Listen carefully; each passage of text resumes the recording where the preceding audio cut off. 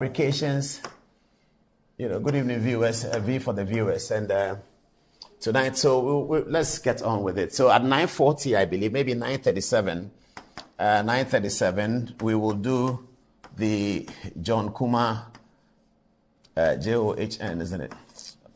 Clean it. John.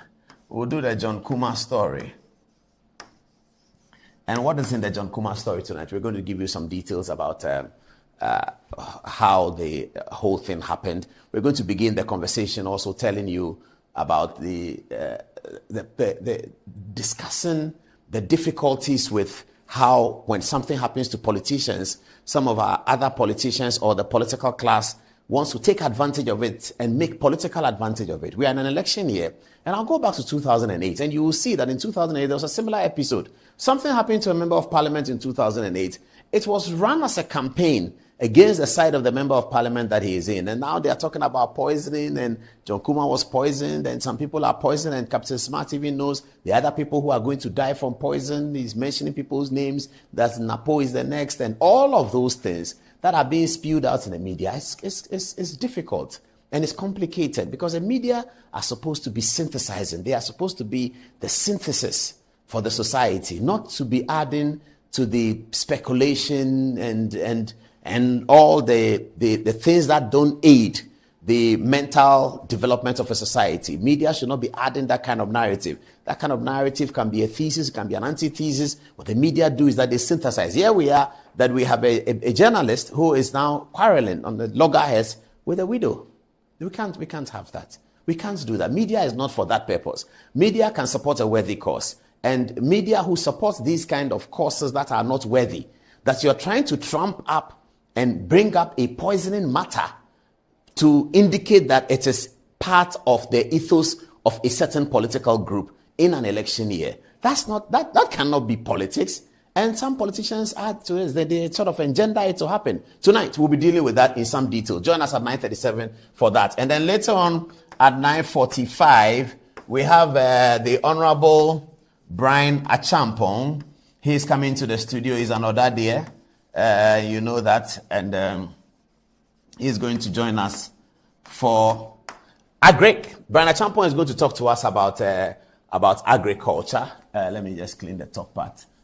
The greeting is already there. Good evening, Ghana. Brian Acheampong is going to talk to us about agriculture. He's talking about planting for food and jobs. And when I said I was going to interview him, some people ask me that when he comes to the studio, I should ask him about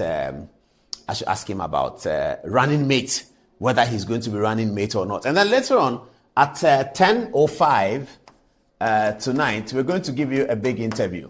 Now, have you also been worried about the African Cup of Nations, the last African Cup of Nations, the All Africa Games, the 23rd All Africa Games? Have you also been hearing about it and concerned about how they say that money has been spent by the country, excess money has been spent? Well, eventually Ghana got on to hosting the games anyway. So we did host the games, and we are hosting the games right now. Sports Minister is going to join us to answer all of those questions. So Sports Minister is coming into the studio.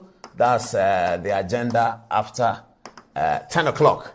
At 10:05, Sports Minister is coming to the studio to join us to talk about the All Africa Games and how much money is being spent, how much money is not being spent, what is happening in the whole All Africa Games. Is it true that 16 million was spent for the Games Village? But we'll also talk about the games. And it's delightful to see some of the photographs of the lesser known or lesser discussed sports, the indoor games, volleyball, basketball, table tennis, how people are competing. In fact, the minister will be coming to us straight from the Accra Sports Stadium, where I've seen him this evening. I was at the stadium earlier today. I saw a good attendance to the Ghana-Gambia game. By the time I was leaving the stadium for the program, Ghana were leading by 1-0. Also, it's the start of Ramadan this week. So we have a Muslim lady in the studio who is going to talk us through how Muslims should prepare for the Ramadan situation. So she's here. She'll be talking to us about that. So Brian Acheampong, Sports Minister, and we also have the John Kumah story. All of that is our agenda for tonight. And I'm very passionate about the first part of the program. So viewers, do pay attention. We're going to talk about John Kumah and this whole allegations about poisoning, and somebody poisoned him because of a political appointment. We're going to look at the chronology of events, everything that has happened. And then you will see that sometimes these narratives are unhelpful. When a beautiful brother painfully has passed, this is not the time to talk about he was poisoned because he was rising in his political party and because somebody didn't want him to be running mate. What kind of story is this? What is that? Anyway, when we get to the details, I'll take you back to 2008, I told you, and show you a John Kumah example in 2008, and then we will see how these things work. History is always a great teacher. Now, though, I beg of you viewers that I have to take a short break. It's 8 minutes long, because when we come back, we're going to be on the highway. I'm not a very happy man today, because anytime you have to speak about John Kumah, it's not a pleasant narrative that you're going to give, is it? But we'll have to do that today, because we need to synthesize the space. And then later on, Brian Achampong is in the studio, and then also Sports Minister is in the studio. After the break, I'll be on the super highway. We'll be right back. This is Good Evening Ghana and it's live.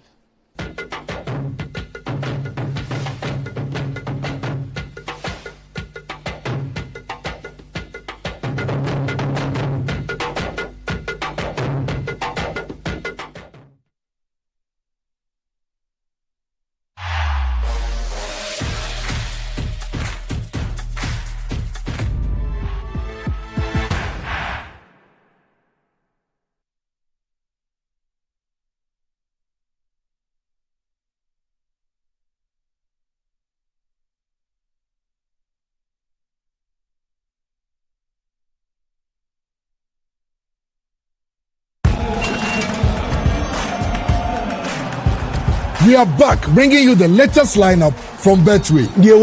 Betway starts strong with their front two, with Free Play Friday and Swipe Bet. In the middle, you've got all the control with Cash Out and Build a Bet. Plus, with Win Boost, you can boost your sports bet. At the back, they have Smart Picks and the partial daily jackpot. You always get way more with Betway. This adverts have been vetted and approved by the Gaming Commission of Ghana. Bet responsibly. No under 18. Terms and conditions apply. Betway. Get way more. This is a call to you.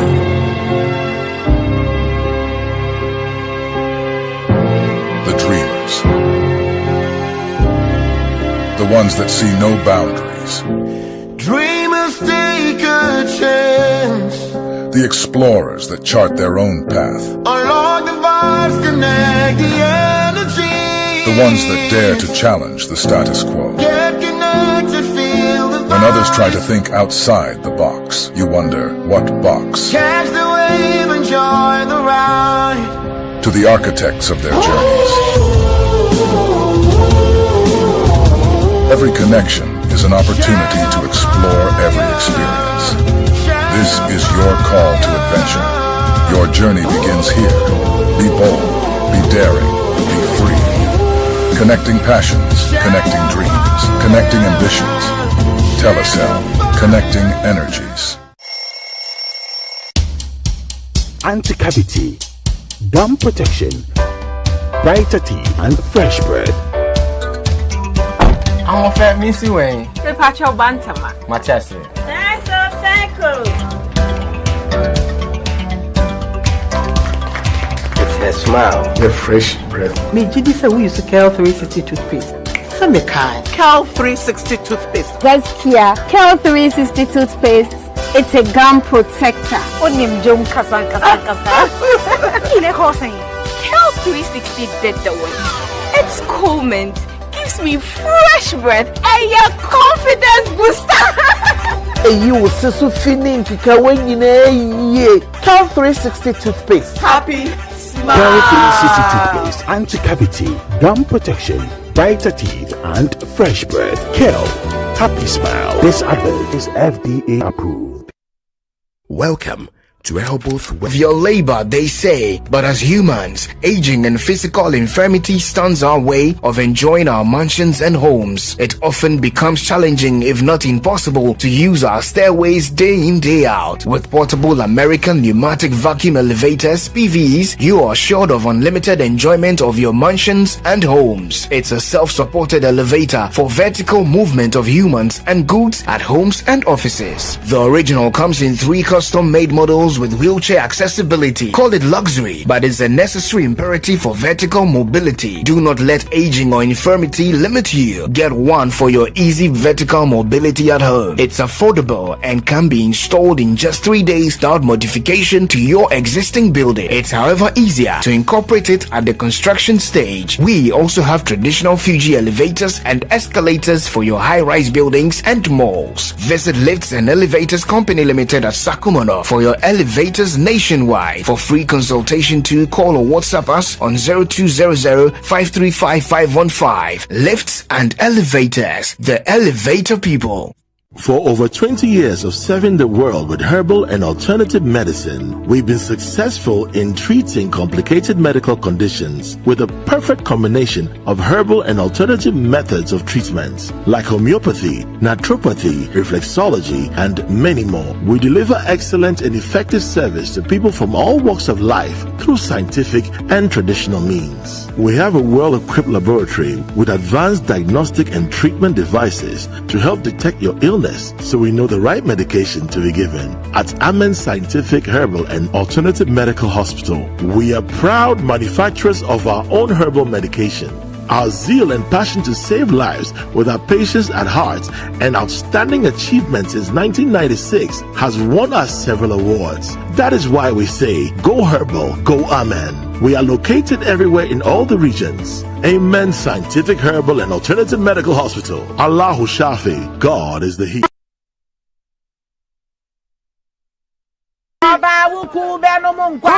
Customer.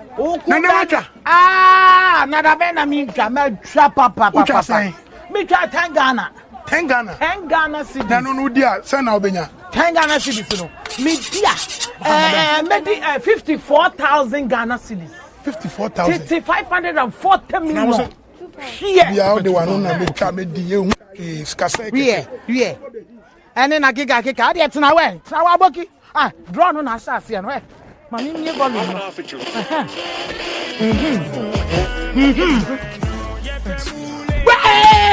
Customer.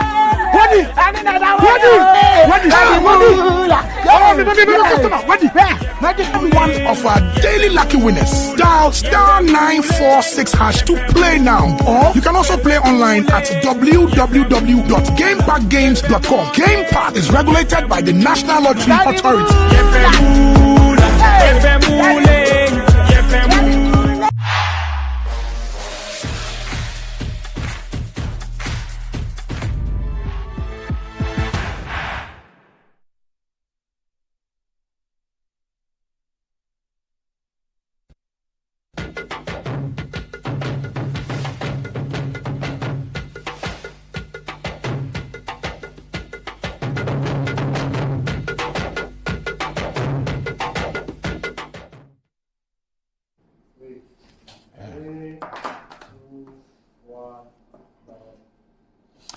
Okay, welcome back to the show. Thank you very much for your time. Now, without much ado, let me get onto the touch screen and let's get bubbly with the stuff. Now, I have PC Appeal for his photograph here because I remember him. And, who am I calling? Sorry.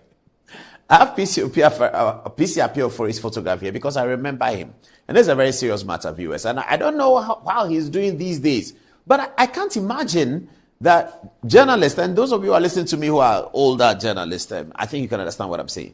We never went to Parliament without looking for PC Appeal for it because he always give you a very sensitive soundbite. In 2007 and 2008, how many years ago is that? 15, 16 years ago. PC Appeal for it was an MPP member of Parliament for the Isukuma Domi Brakwa area, and he was very critical of President Kufuor. He made so many allegations against President Kufuor's administration. It was later found that the allegations against him that because he was not a minister, or Kufuor didn't make him a minister, he was somehow unhappy with the situation.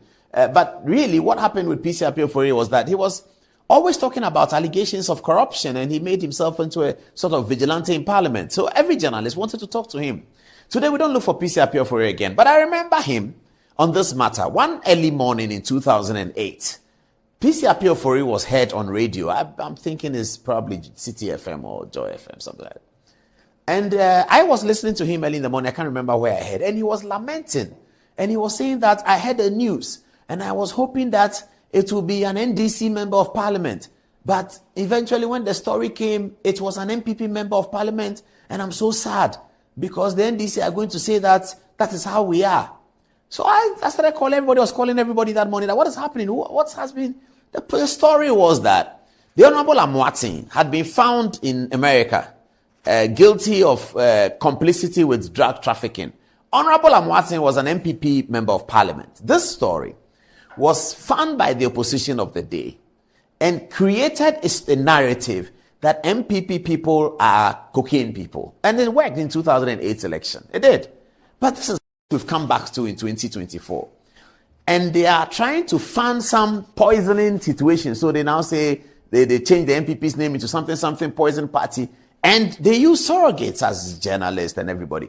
A journalist can be a surrogate for anything, but be a surrogate for a worthy cause. You can be a surrogate for free SHS as a journalist. You can be a surrogate for one district, one factory, popularizing as a journalist, but don't be a surrogate for something that you know that is unworthy. Something you know is untrue. Something you know has been planned for the purpose of electoral gain. That's almost evil. When you know that you're cooking something about somebody's personal life, and you know that this story, this narrative is just for electoral gain. Okay, let's get to the story. Peace up here for a good evening. I hope you're well, wherever you are.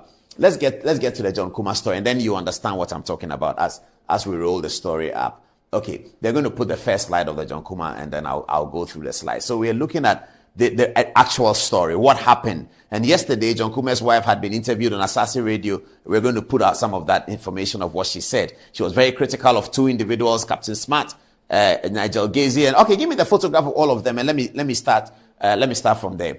Here they are. So these are the protagonists we're talking about tonight. This is Mrs. John Kumah Lillian, the widow of John Kumah. We're really sorry about Madam.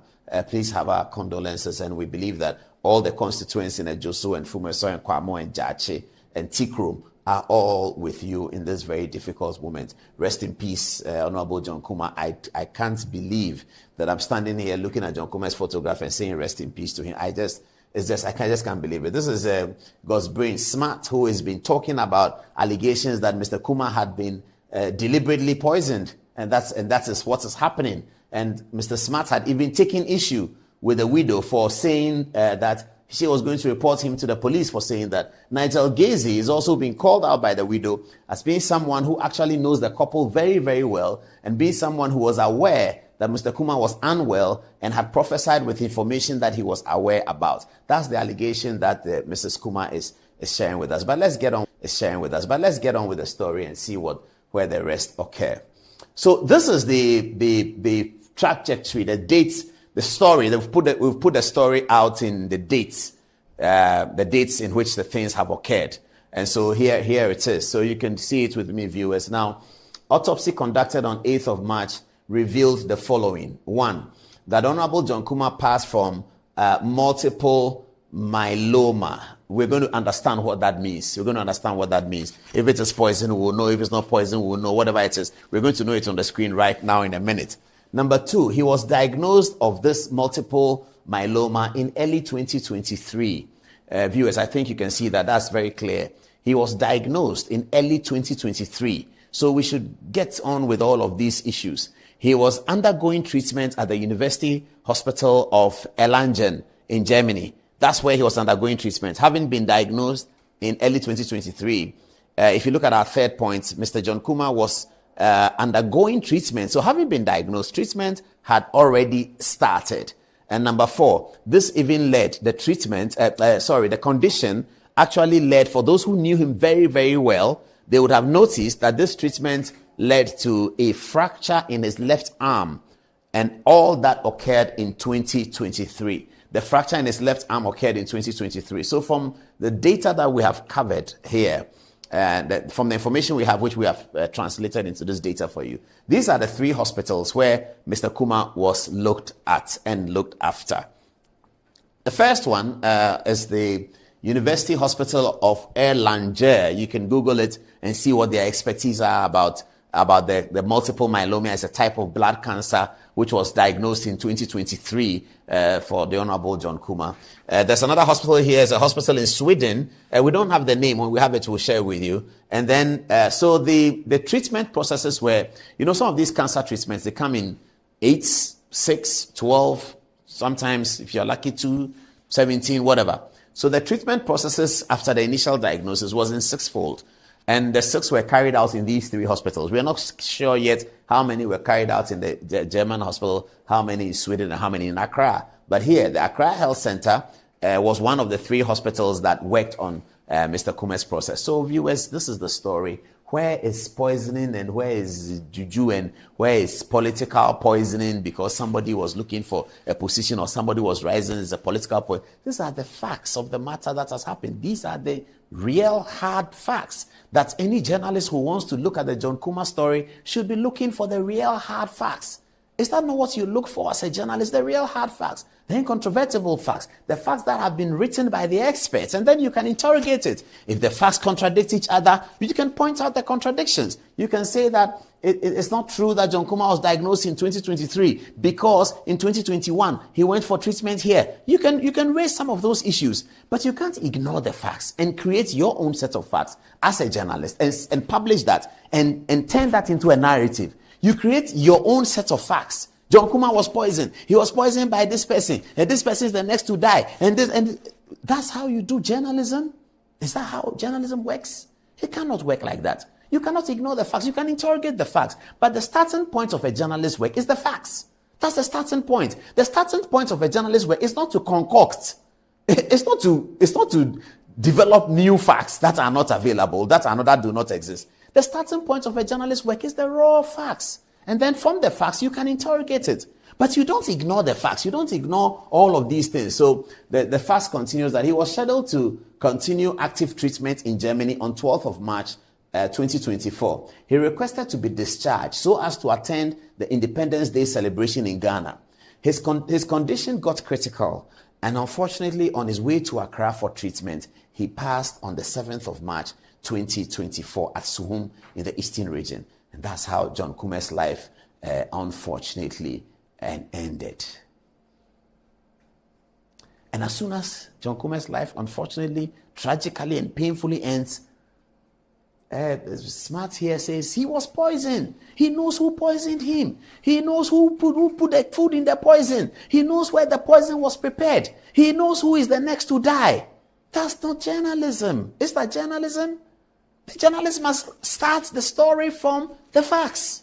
The facts arising out of the story is what you interrogate to make your conclusion. Now let's listen to what the lady said. Or first of all, let's see what the lady here, she was very perplexed by the conversation, very perplexed by the matter, felt that her husband's name was being dragged in the mud even though he's passed. And so she made an official report to the police about the fact that she's heard that somebody on radio says that she has the information. If we don't have the police one, do we have it? Let them tell you whether we have it or not. She made a quick report to the police. They'll put it up and then we can read a little bit of that. She made a report to the police.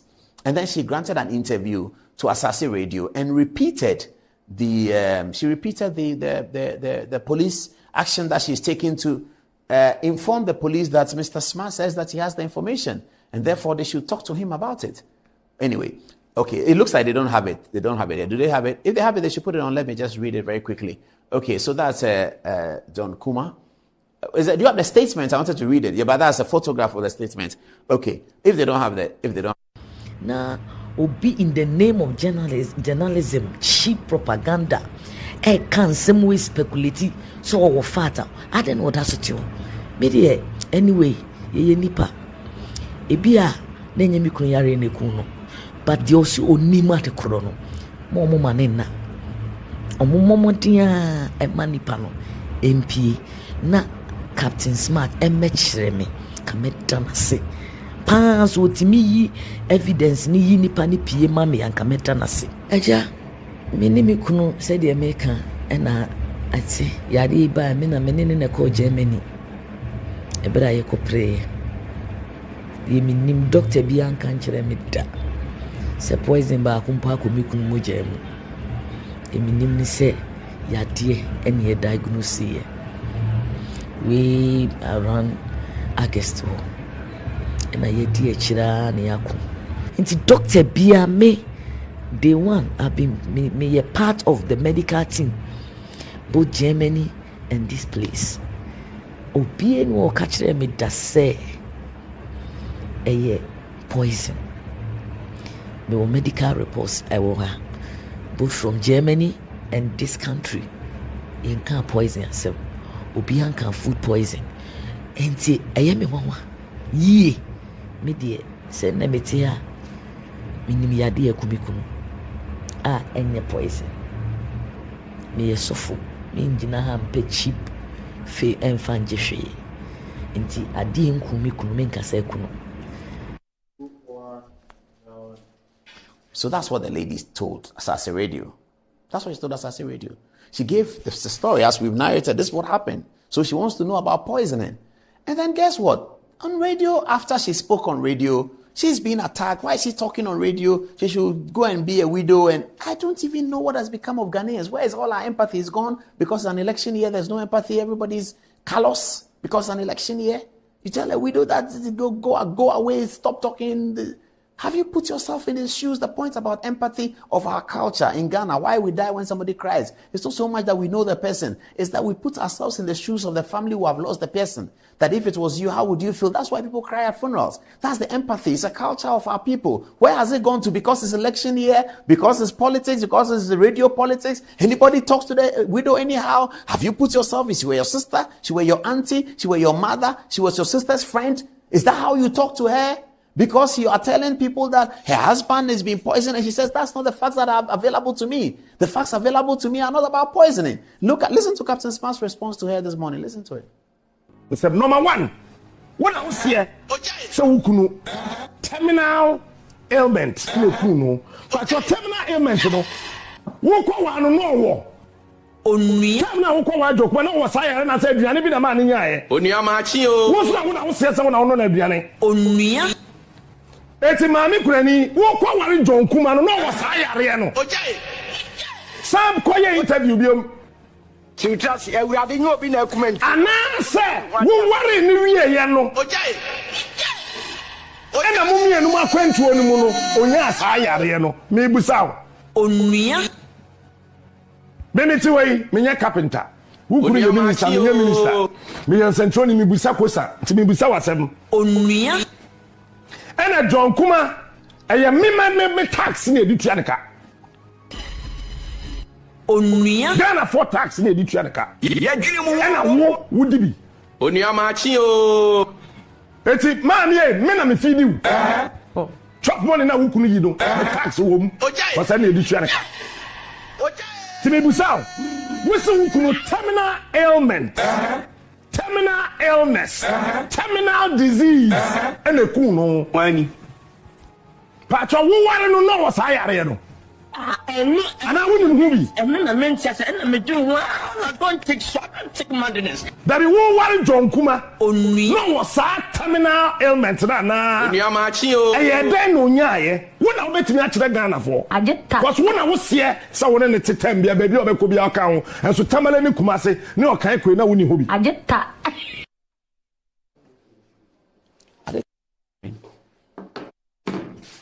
okay. Well, so viewers, you heard it. Is that the proper way for a journalist to talk to a widow, or because it's an election year?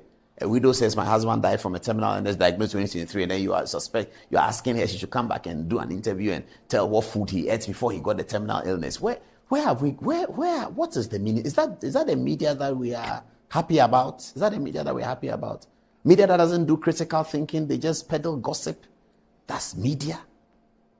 Anyway, you send your text to how you look at it. How you look at it, I don't know, but how you look at it, you have to look at it and decide how you look at it. And thank God we're getting quite a lot of views on social media, and we appreciate it that people want to listen to some of these things. We don't have all the answers, but we have ways and mechanisms to ventilate the issues and set up a discussion, a conversation towards nation building. Yes, it may be biased towards free SHS. Yes, it will be biased towards one district, one factory, because free SHS and one district, one factory are correct programs that we will support to the hilt. That's not politics. That's policy. That's not politics, it's policy. That's what journalism is about. But what is this? Ignore the set of facts, develop your own set of facts, and then you channel a narrative out of that because it suits a certain political party, they are happy about it, and nobody's talking about the standards that are being crucified in journalism. The standards that are being crucified in journalism this way. It's a morning show story. It's a total gossip narrative. I can't even understand it. Anyway, we are running out of time because Brian Achampong is here, sports minister is here. Let's get on with the final bit. Also, Professor Nigel Gezi came up to be called out by the lady. This is what she said. Na Nigel Gezi no, the me say, "Otimi hunu say obi yare, ohun ma pe no. On say hun kofo yere na ope wo mo na ni de nyame ntwa nkyere no. Ohun Ghana empanyifo ansem beto won. Ono ani fie na odi ma asem ama na yere fie ono ndi ohun ye. Eni di ohun ye. Me say busane se de enti an church obeko bia na yapam no. Baby obedru bi okofo obi yere. Enye obi say I'm a woman of God. Min gina radio so eni sa de no. Me gina yam Nigel Gezi is not a prophet. A fake man of God, a cheap liar, and a womanizer. Obi oyi enkofo yere ena odi achire. Me am gina ombu ade mpo oni ni die. And I can't challenge him anywhere. This is a painful moment, and I don't expect anybody to take unnecessary advantage of us. Bisani die na say a relationship. On be ye no ano. Die enti na ema enne ontimi gina ya sorry dem ho emba altar so me preach bi. Die enti na even Church of God oboase the whole Ghana Kumasi ontimi nko ho bi. Eno na o menya nkopon ena na di. Na o ma ne ho ahoden a odi be gyan nkofo yere. Emu soso ne omo ho nko na amane nkwa awa. Na so sise ya na obedi na sofudie ni dia. Onka hyen koduru. John Kuma de wawie ni die. Ono no so ye sofo. Ye gyan ni nyina ma nyame. Onyame ndi ni ntamasem. De me wo ka kire na no kura bia nim. Wo ye trofo. Wonim se John yare. And or you are aware and or they koshenko. That is not prophecy. That is fakeism.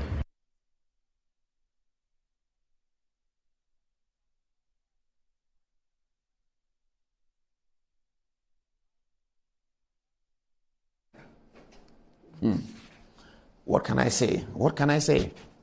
What can I say? Let's hear what you are saying. Fatih, what are people saying?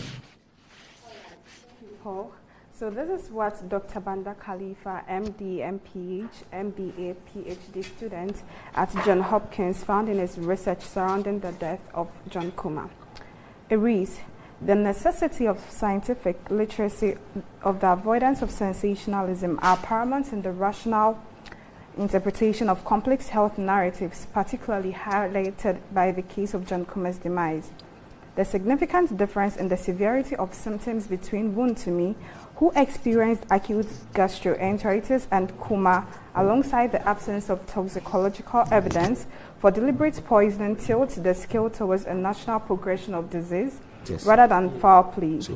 Further, Kuma's condition, characterized by the malignant proliferation of plasma cells in the epidemiological specifics of MM in Ghana, solidifies the scientific basis for his death scores. This case exemplifies the dire need for fostering a public discourse that values factual understanding and critical thinking over the allure speculative theories.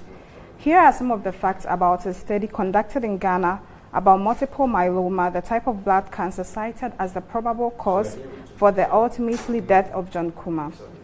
First of all, the study in Ghana highlights that 29% of patients diagnosed with this condition were less than or equal to 50 years.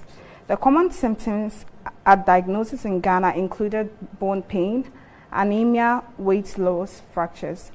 All these symptoms were apparent in John Kuma's situation. The median survival was reported as 33 months. And what does this mean? It means that half of the patients with multiple myeloma unfortunately die within 33 months of diagnosis. And these are the questions to ponder on. Is the hypothesis of deliberate poison supported by objective evidence, such as toxicology reports or forensic findings? Can the symptoms exhibited by John Kuma be unequivocally attributed to known toxin or poison? And the answer to these questions is clearly no. Farouk Tema says, late John Kuma was a fantastic man. My personal experience with him was so touching and humbling.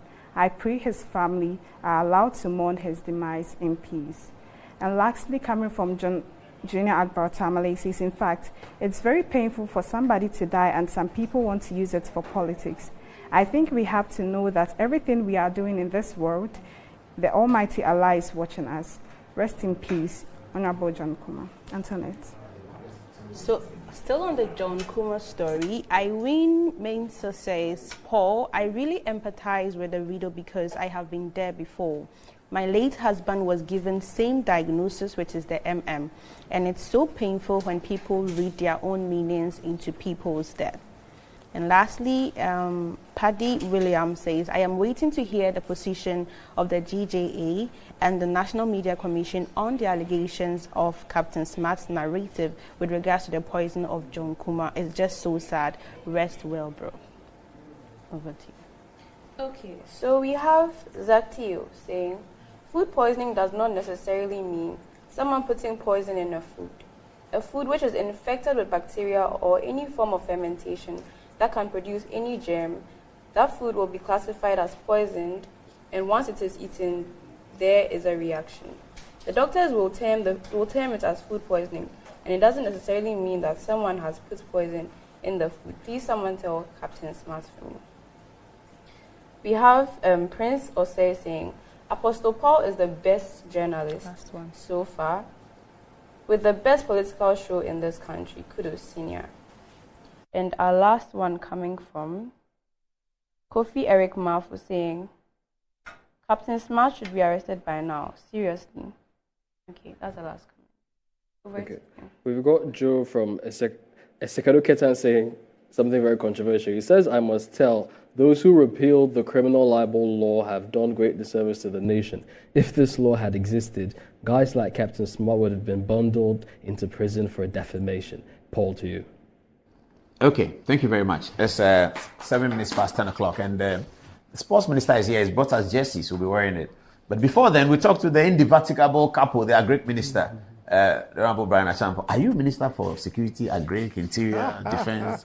Why do they call you couple? Well, Paul, I don't know. Good evening. Good evening to you. How's everything? We're working hard. You marshaled, I'll talk politics first before I come to Agric. You marshaled a huge walk a year and a half ago in Kwewu, around the MPP Congress time, the Unity Walk. That was significant, and you showed Dr. Bawumia, Kennedy Agyapong. Did you know that the outcome was going to be like that? Well, with what I said, or with the way you organized the Unity Walk and gave a lot of prominence to Dr. Bawumia and then some prominence to Kennedy Agyapong. Did you know the results was going to be 30, 60? No, I think from the beginning, it was every research that I had done in my region showed that Dr. Bawumia was going to be on top. I didn't know that the margin was going to be that big, but clearly, at least from the eastern region, we knew that Dr. Bawumia was going to pull it. And from all the indicators across the country, it did show. Yeah. Is she still going to pull it in December? Well, I believe so. I'm working for the system to make that happen for him. I mean, I'm a politician, member of parliament for that matter, minister of state, by kind courtesy, the New Patriotic Party. And so I have to do everything in my power to make sure that they retain power. One, because of the policies, and two, because of the politics. What is in this new policy, Planting for Food and Jobs 2, is that what you call it? That's correct. It's essentially moving away from the subsidy program that we had been running for the last 7 years into an input credit system to deal with several issues. One, to solve the big problem that we have, which is a big gap of food insecurity and resilience. I think the numbers are there. I sent it to you earlier on. We realize that if we can help the farmers, they will be able to help the country. So you are taking subsidies from them? Well, we are giving them more, but not in the way that we used to do it. And I'll show you the numbers. Okay. Do you want to? Can you put on the screen for us to look at? So before, how is it done? So before, for example, if a farmer required 1,000 cedis worth of inputs, which is seeds and fertilizers, which constitute about 73 to 80% of what the farmer required to plant. Government will give that farmer a subsidy of up to 15%. At the peak of it was about... So if I'm planting tomatoes and say, what do you plant tomatoes with? Cassava. Can I do tomatoes and cassava at the same time? Yes. So I'm doing tomatoes and cassava. What does government give me? No, I mean, so let's focus on one crop. Let's focus on tomato or maize. Maize. Maize is more common. Maize, very well. So if you are planting maize, you need about 50 kg applications of fertilizer and then one urea. Over what acres? Over or hectares? An acre. An acre, okay. And that will cost you about 2,000 Ghana cedis. Okay. But to simplify the calculations for you, let me use 1,000 Ghana cedis. If all the inputs that you require was 1,000 Ghana cedis, government will now give you a subsidy of 15%. Cash? No. Fertilizer? Will reduce the cost of the fertilizer. Reduce the cost. Okay. Yes. So we have an input supplier, let's say called Paula Dome Fertilizer or Paula Dome Seeds. We tell you that, okay, supply to the farmers, instead of 1,000 cedis, 850 Ghana cedis. And we will give you the input. The difference? The difference. So that is the kind of subsidy that we were running. Now, what does the farmer do with his with the harvested crop? Is it for him? Is it for government? It's for him. It's only for him? It's for him. He sells it to who? Well, to the market. Anyone. I see. But what then happens is that most of our farmers don't have access to credit. So that 850 Ghana cedis that the farmer will have to use to purchase the fertilizer, they have to now go to unorthodox lenders to borrow. And the minimum that you can get around that corner is about 50%. So you borrow 800 cedis to pay 400. 850 exactly. Okay, so you pay 800 plus 400. 425. Yeah. You're paying about 1,275 in the end. That will be your total cost, principal and interest. Yeah. That is with the subsidy. Okay, you're going to pay about 1,275 with the subsidy. Okay. Now, we are saying that, look, farmers cannot afford that. At the end of the day, they don't retain more for their effort. Okay, and they are not able to expand their farms because they have to go and borrow huge sums of money to engage in agriculture. And this is a cycle that has gone on for far too long. So we say, okay, no, don't worry about it. We are government. We're losing money because we are subsidizing the Paula Dome fertilizer at 850.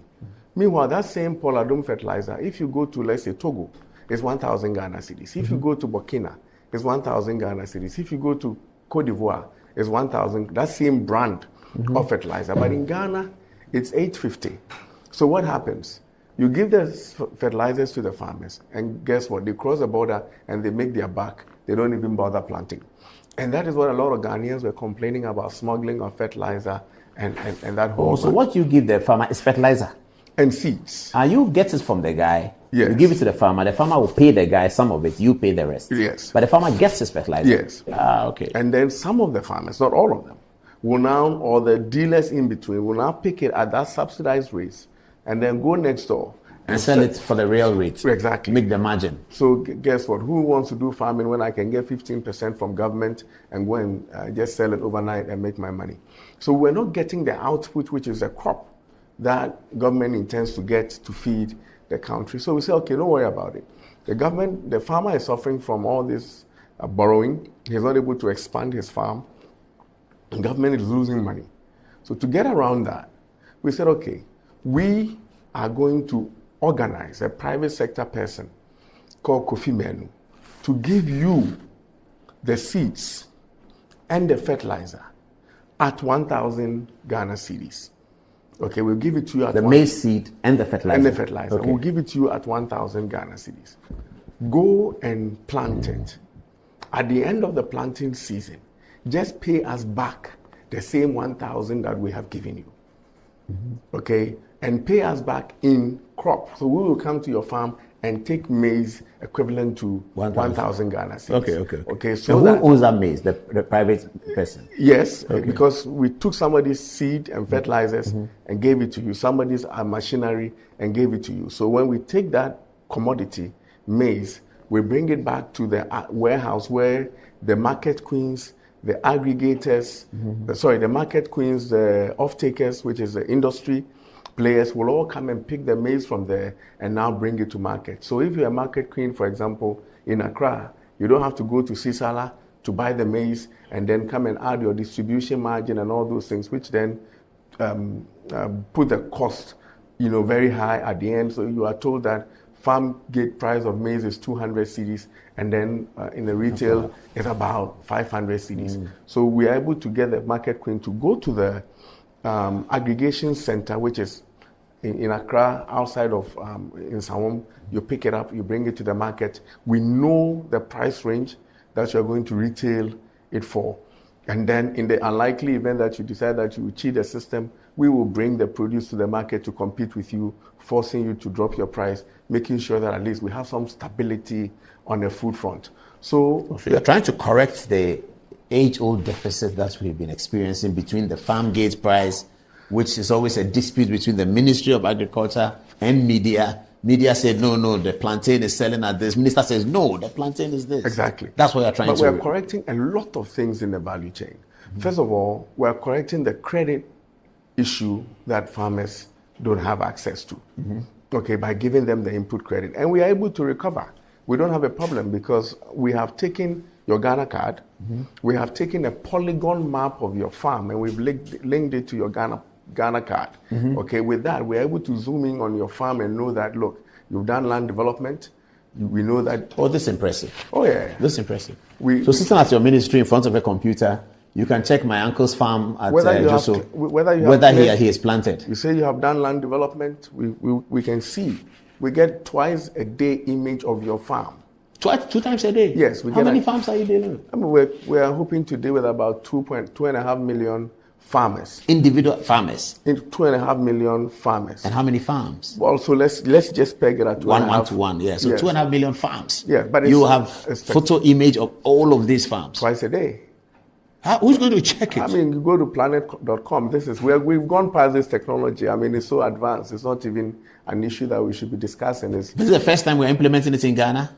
Well, no, other organizations, private sector aggregators are actually implementing that. I mean, there's a company called Farmerline in Ghana. They're doing it. It's nothing new.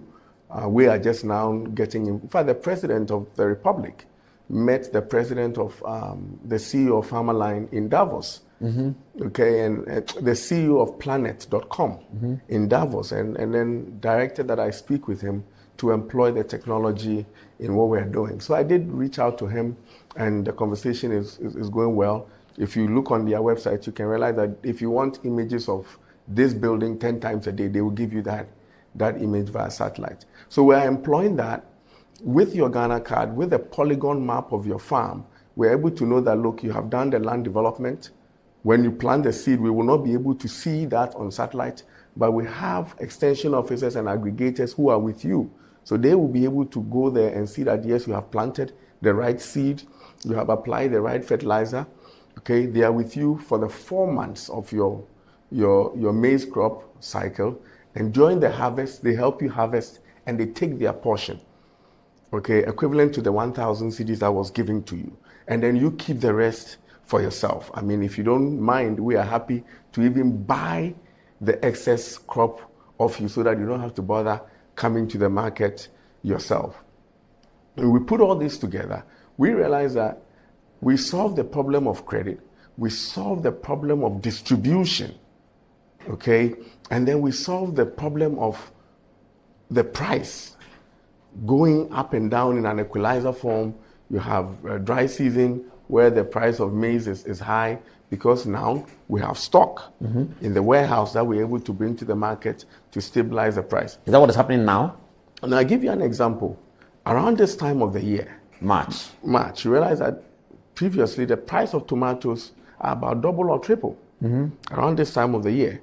What we have been able to do, or what we did last year, we did what we call dry season tomato farming in the areas of Tono. We have an irrigation scheme in Tono, we have Via, we have Tamni, in the northern regions of Ghana. We did a lot of dry season tomato planting. We are harvesting now, and that is coming down south. So you realize that The price of tomatoes, though, has gone up slightly, about 2 percentage points. Previously, by now, this time of the year, the price of tomatoes is about 40%, 40% more than in the peak season. So we are trying to employ that to keep the prices of produce almost at bearable levels in the dry seasons. So look, we've tested the modules. We've looked at how it will solve all the problems that we have been talking about, including the smuggling of fertilizers and or inputs, including access to credit, including the whole modernization of agriculture by giving the farmers access to machinery that they can use to produce their crop. And Paul, we believe that if that happens, we are able to, at our fingertips. Does all of this include cocoa farmers? That's tree crop. That's a different policy. Okay. We are focusing on the 10 crops and poultry, what we eat now. Oh, wow. I mean, the things that... So you anticipate that 2 years from now, if this is successful, we are in serious business? Look, in 2 years from now, we will be halfway through the journey. We have given ourselves 5 years to be food self-sufficient in 10 crops and poultry. Look, for poultry... That's achievable. 100% self-sufficient. I mean, or you mean 60%, 65%? I mean, we're talking about a little over 100% in some cases. Including, you said for crops and poultry. If you can, I sent it to you. If you can put it on the screen. Yeah, please. Can you put the thing on the screen, Kweku, please? It's very important. The targets. The targets. If you the can targets. Yeah, is that it? No. No, the targets. The PowerPoint. The PowerPoint. So if you. Okay, they'll get it. Good. If you look at poultry, Paul, today we are 5% self-sufficient. 5%. Oh, poultry? Yes. Only 5%? But that's an aggregate of all our efforts. We are importing 95%. But I'm saying the aggregate of all our efforts from Kwame Nkrumah to today. 5%? Yeah. Or that year, but the demand has shot up. But I'm saying that's real. Look, we consume about 320,000, 330,000 metric tons. We produce 15,000 metric tons. So if you want to solve that problem tomorrow, it's just not possible. You need time. Right. That is why we are rehabilitating 300 poultry farms. This year we are pumping about 18 million day-old chicks, seed, feed and vaccine to the rehabilitated poultry farms and the existing poultry farms to move us from 15,000 metric tons to about 42,000 metric tons. And that will just probably take us to 23%. The demand of poultry. Because they should find the targets, and they should find the targets. Because we don't have the existing, or what we call the installed capacity, all the poultry farms producing at optimum levels to be able to achieve that. So we have graduated. Is it demand for poultry, or is it what? And even this, I'm talking about broilers. I'm not even talking about layers. Demand for chicken. Oh, is that significant? Yes, demand for chicken. We are such a high middle class society. Well, I mean, look, we're talking about 32 million people. 324,000 metric tons is not really much. You know, people find a way to eat chicken once or twice a day. You know, so it is a big issue. If you look at our production numbers for tomatoes, onions, pepper, you realize that we have a big problem. So in 2 years, for example, we will not be able to fix all our problems. Yes. But I guarantee you in 5, with the trajectory that we have set on, we will be able to achieve that. But there are some very annoying ones, like the importation of tomatoes from our neighboring countries, onions from a desert country like Mali, Ghana, the proud red, gold green, and the black star, importing onions from Mali. But do we have a climate to produce onions? But I'm saying half desert, half the country is desert, the other half is at war. Yeah. You know, I mean, Burkina Faso, we know what is going on up there, and we, the proud, big talking oasis of peace. Well, and a country full of opinionators, as I call them. Everybody has an opinion. We are importing onion from Well, what's the point? What's the problem? Why are we doing that? But I'm saying that is the aggregate of our efforts. We are not. Is it that we are consuming too much onion, or we are not able to cultivate the onion? We consume more tomatoes than per capita than Nigeria. Oh, as a country? Yeah, per capita than Nigeria. So you consume more tomatoes than the average Nigerian. Yes. Okay, so we consume more. Why? Our meals have more tomatoes in it? Yes, our diet has more tomatoes than Nigeria. Okay. But we just don't produce enough. So how do we set on a trajectory that allows our farmers to produce? Is it also the big old question? That's what you're talking about? That's what you're looking for? Yes, exactly. Okay, so walk us through it. So what are we seeing? Look, if you take tomatoes, okay, tomatoes, we are producing net 345,000 metric tons, but we are consuming 1.2 million metric tons. 1.2 million metric tons. So that's 42% self-sufficiency. Tomato is 27% self-sufficient. Almighty onion. We produce 132,000, consume 314, 42,000 self-sufficient. So we 42%? 42% self-sufficient. Okay. So we want to move in 2024, okay, for tomato from 345,000 to 518,000 in 2024, 666,000 in 2025, and then progress to 1.5 million in 2028. At that point, we'll be 108% self-sufficient. So what you see on your screen, Paul, unfortunately, is the aggregate of all our efforts as a country. And this is just not sustainable. We can't be proud of this. So Planting for Food and Jobs 1 was a failure? It was worse than this. Was it a failure? But I'm saying the numbers that we had. Well, it was worse than this. It was worse than this. So it's the Planting for Food and Jobs that has brought us here. Thanks be to God. That's a prayer when we are presec dining hall. Thanks be to God. I mean, food is ready. You were the dining hall prefect, so you remember that more. And now I'm a Greek minister. Yes, absolutely. Yeah. Oh, yeah, we have not connected that. Right. Presec has produced a dining hall prefect who's become an Greek minister. Exactly. So that's the aggregate of our efforts, unfortunately. Wow. So is it that we're not paying attention? We didn't have a policy? Of course, under Fifi Kwete, agriculture grew negative. And that was very shocking. Oh, that's quite painful. It was totally shocking. He didn't find anything wrong with that. Painful. But is it because what has happened? What was Major Kwashiorkor doing? Well, he was touted as a great minister. Paul, look, different leaders, and it's not about really who push blame and this. For me, it is only just about the ministry. It's about our support to our farmers, what the donors are doing to help us, what central government itself is doing, and keeping our eyes on the ball. This is the first time that we are showing these numbers to Ghanaians and say, my guy, this is our problem.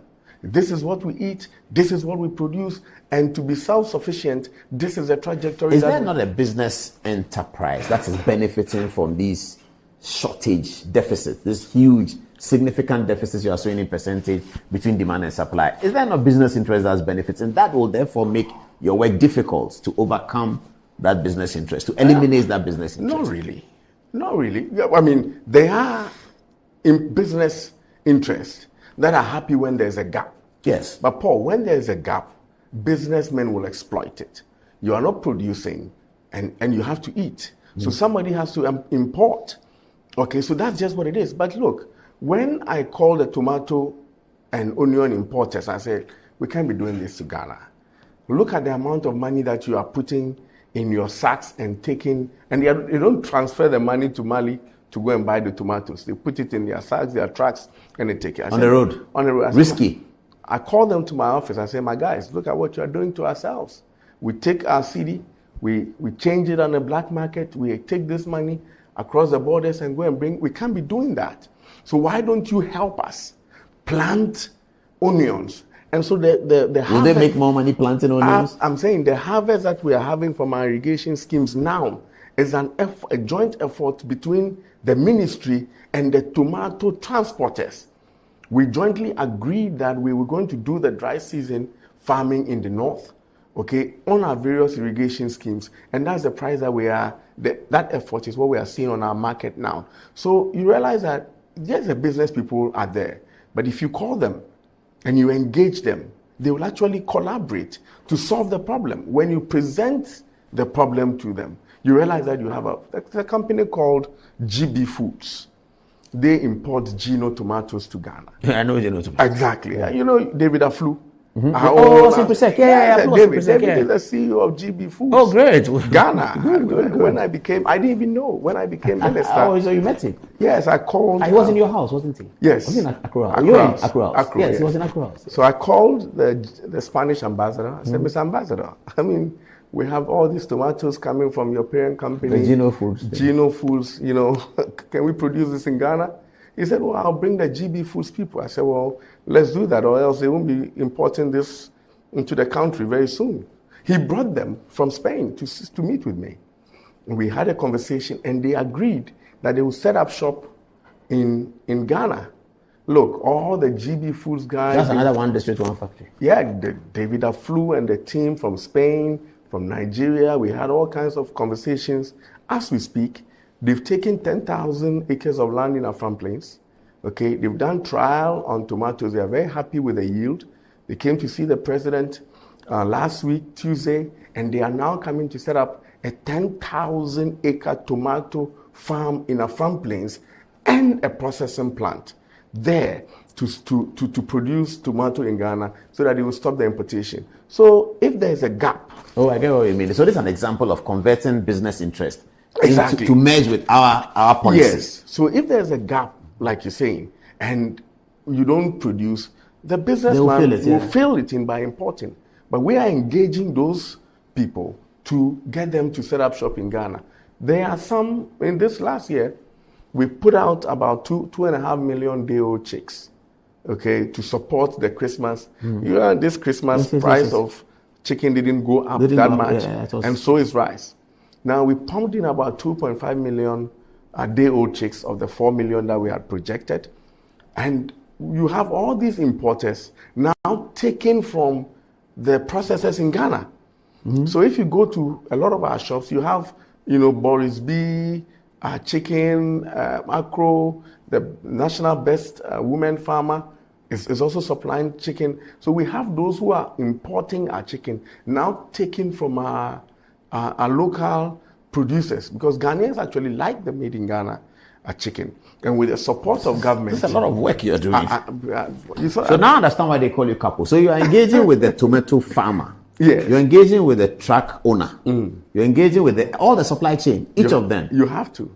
Oh, that's impressive. But you need a lot of energy to do that. Agric is broad, it's huge. I have the energy, but you know, I didn't have the background. So you had to do overtime. I tell you. But what's your background in finance? No, you know, I'm a jack of all trades. I did some journalism. Oh, you did? Yeah, some small journalism at GIJ. Okay. Then I did my MBA, a bachelor's in accounting. Then I did an MBA. Then I did a Master of Science in Applied Intelligence. Then I did an MA. Oh, so it's applied intelligence. That's why they call you capo. Well, I have. So you can spy on people and things like that. Oh, let's focus on agric. Well, your PhD is in what? My PhD is in information systems. So, IT. Yes. So that's an interesting combination. From Legon, yes. So nothing in agric, but it's basically common sense. Yeah. The way I see it, you know, it's more supply chain and marketing issue, isn't it? Well, rather than the classic agriculture. You have to understand the problem, identify the gap, and then come up with a solution. And that's exactly what we're doing. And we are not afraid to let Ghanaians know that this is where we are. This is the situation, yeah. This is the situation, and this is the plan that we are. You are not blaming anybody, but this is the basis. Exactly. This is where we're starting from. We need to eat, and we just don't have to be political about it. We just have to deal with the problem. In 5 years, we can now wave the flag. Please get a text message for Brian Achampong ready, and then let's ask him. But people say that now you're doing so well here. If you move and become VIP, what happens? Nothing happens. I just want to make sure that I do well. I just want to make sure that I do well. Yeah, but the questions that are coming are plenty about the VIP. Okay. Paul, let's stay focused. No. Somebody says Brian is sharp. Okay, so I don't get the spelling of your name correct. Okay, let's take the text message. Sports Minister is here, you know. Yes. Did we win the game? Because when I left him at the stadium, I said, Did we please ask Sports Minister that if we didn't win the game, then we won't wear the jersey. But if we won the game, we're all going to change it to national jersey. Okay, Fatih, should I start with shall I start with Fatih? Okay, they are now rolling camera 4 onto you. All right, it's now, I believe the camera 4 has your photograph now. Okay, so, Fatih, you can start reading the text. All right, so this is coming from Rebu Lecture, and it says, "Good evening, Paul. Please kindly tell Dr. Brian Acheampong to work to standardize maize selling and buying in Ghana. I mean, maize should be selling in kilos as in case of cocoa farmers rather than sacks. Farmers in the rural areas are being cheated by maize buyers, especially in Ajura and other maize-producing communities." Also, Olantuju Amuda says, "Paul, please tell the minister that the program is very good. The idea of farmers is ready market. I mean, who come to buy the crop, most especially the maize? I am from Sisala, east of Upper West region of Ghana. Our maize are lying there with no buyers to buy them. What is the minister's plans in resolving that?" Baba Chairman from Tamale says, "Brian Acheampong is one minister I admire and adore to the core. He has the charisma to marshal all forces at a very short notice." And lastly, coming from Sir Morrison, says, "Good evening, Dr. Brian Acheampong. We thank you very much for the good initiative. Hoping we, the youth, will have access to some of these opportunities. Some of us are ready to take up some time of these opportunities when it's time. Indeed, breaking the 8 is possible with Dr. Baumia and Honorable Brian Acheampong." What are your first answers? So people are still saying Dr. Brian Acheampong is an intelligent and smart man who is results-oriented, and Justin Benzema says he prays his innovative ideas materialize to help feed the nation.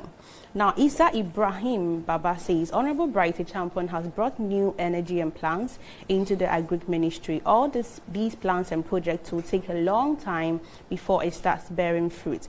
It is important for the NPP to break the 8 with DNB. Good evening to Lawyer Charles Bisiu, the PC for Isika Doketan constituency." Now, Real Max B says, "This is what we call a thinking government, which is performing, and not the prices of kinky has gone up and all of that. The NPP government alone can think outside the box and introduce policies and programs that benefit Ghanaians."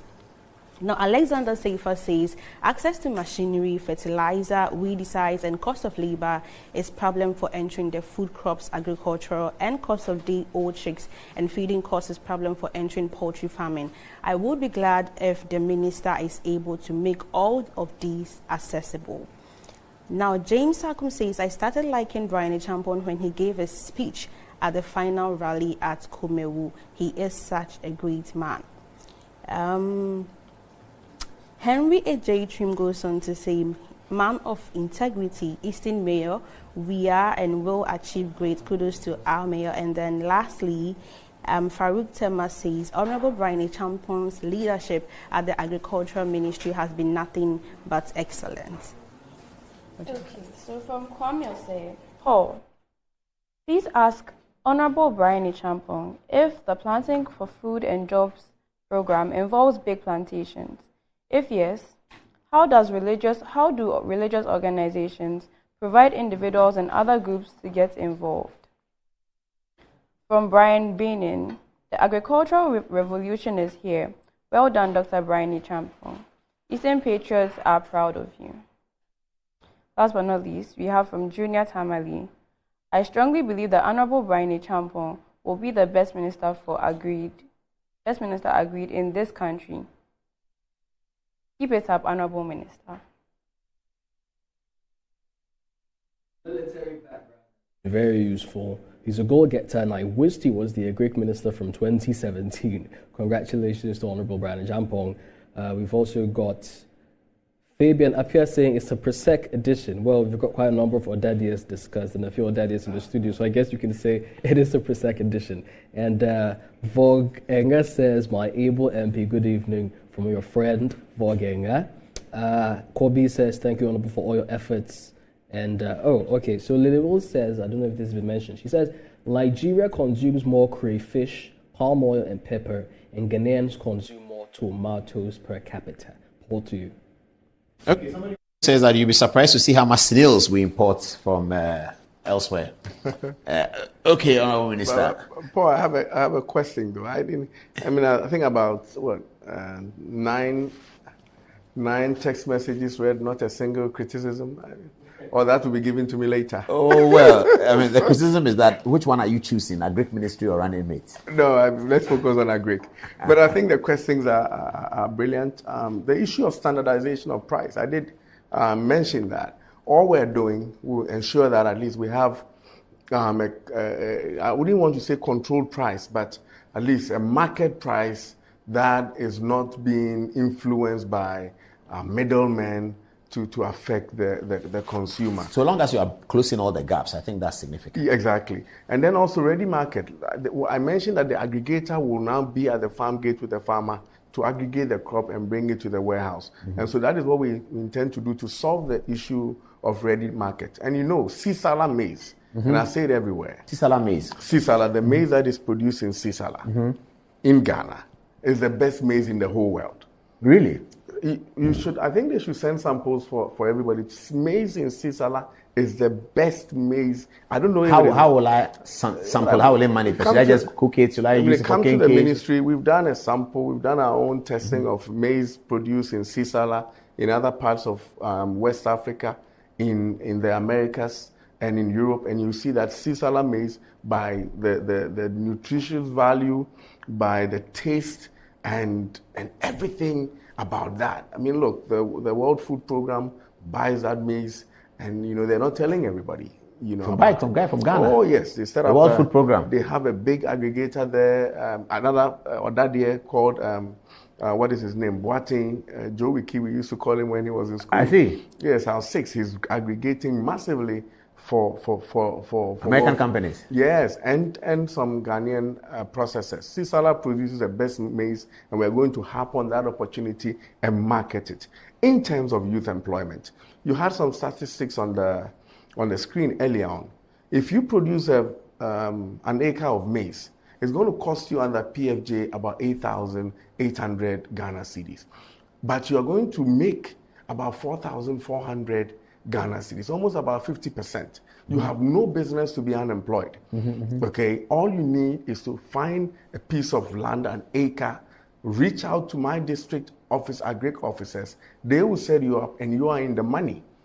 Do you understand? That's an acre. You're going to make about 4,000 Ghana cedis. We've done the math. Per 3 months, 2 months, 4 months? That's 4 months. So if you are making 10 acres, that's the minimum that we're encouraging. You are going to make about 50,000 Ghana cedis on 10 acres for a period of 4 months. And the maize is 2 crop cycles, okay, because we have 2 rainy seasons if you are not doing irrigated agriculture.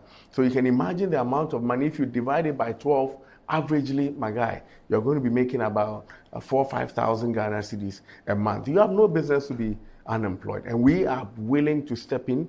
When we launched the program with youth unemployment, 300,000 people signed up on agriculture model, and they're about to take off. So we're dealing with that too. The PFJ, 300,000 is a significant number. It is. Of young people who want to go into agriculture. Remember, the president launched the program in Legon, where Ministry of Agric and Youth Employment came together to launch the Youth in Agriculture model. 300,000 people have signed up to go into the program. And we're going to use that to deal with the unemployment program, because there's real money in the cash in agriculture. And people are going to eat, so the demand is there. Now, machinery is part of the AMSEC. AMSEC, which is the agric machinery, is part of the PFJ program that we are giving to farmers. Okay. Finally, Masinia, is we are starting farmer registration. I think we started yesterday. Okay, we've opened the portal, which is the Ghana Agriculture and Agribusiness Platform. If you want to go into farming, go there. It's ghaap.com. ghaap.com. Go there. You want to become a farmer, click on the button, navigate. If you are an institution, a church, cooperative, Metro TV Farmers Association, whatever you want to come together, secondary schools, go there, register, sign up, and we will make sure that you have what you need to go into farming. The rains have started. The time to start land development is now. And that's why we are aggressive in our communication to make sure that we invite Ghanaians to go into agriculture, small or large scale. We will give you what is required so that you can make the money. I can get my produce to feed the country. We're all going to be happy. That's a powerful one. Yeah. Muslims have started a fasting. What's your message to them? Well, I wish them luck. I joined the fast, for Lent. Okay. Also, the Lent one. Yes. Catholic one. I mean, we should all. This is a time for religious and health reasons. We should all join the period and lay our stomachs and say a prayer for ourselves and the country. And so, what's your personal message for Fatih, who is here, who is fasting? Okay, keep it up. Pray for Ghana. Pray for yourself and your family, and let us all do well. And please pray for planting for food and jobs phase 2. This is the way to go. Whilst you are here, Brian, and before the sports minister comes, let me ask your permission to say happy birthday to Rebecca Akufo-Addo. Oh, yes. This is Rebecca Akufo-Addo, the First Lady of Ghana. One of the most gorgeous First Lady we've had in this Fourth Republic. Yeah, that's how Akufo-Addo refers to her. My beautiful Rebecca. Yeah, that's... happy birthday, First Lady. Happy birthday. Okay, so Brian will take leave of us now, and the sports minister will join us after. We have a short montage. Julius Malema has a message for Ghanaian voters. You are a former president. Will still pay you pensions and give you protection and take care of you as long as you respect those who came after you. You have to ensure that democracy matures in such a manner in Africa, where the previous president does not make it his business to fight the current president. You must allow the new to lead with all their faults because you are the same. It doesn't mean you are perfect. The young ones who are coming after you will challenge the current one. No African leader who is on retirement should lead from the grave. They must all be like all other progressive former presidents who are statesmen at home waiting for courtesy visits and consultation and attending to honor state functions. Those are the duties of former presidents, because Africa must be stable. Africa must go through democracy at all times. And elections in Africa should never mean the blood on the floor. We Africans must hate seeing our own blood.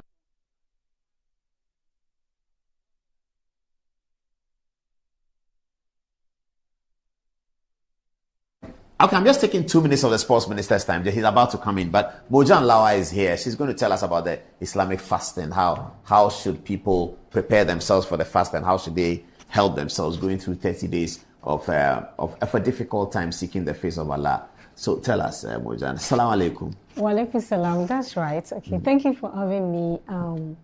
Actually, fasting, as we all know, from both Islamic and the Christian side, it's a spiritual discipline. So I think from the Islamic perspective, it's a month for us to rekindle ourselves towards our Creator, Allah subhanahu wa ta'ala. So He has given us this month, that is the 9th month on the Islamic calendar, to be spiritual benefits to us. So then before Ramadan, we have Rajab and Shaban. So between these two, month before the Ramadan, the month towards our preparation towards the real month itself called Ramadan. Because we have these 2 months, they are fasting, you have to do optional. It has to be optional just to prepare you towards the obligatory month that is your Ramadan. So then that is how we prepare ourselves towards the fasting month called Ramadan. So actually in a nutshell, to say fasting is the spiritual discipline, and we all know when we fast, we restore our system from a lot of things, some sickness. What food should we eat in the morning? Actually, you're really taking me to somebody's profession, right?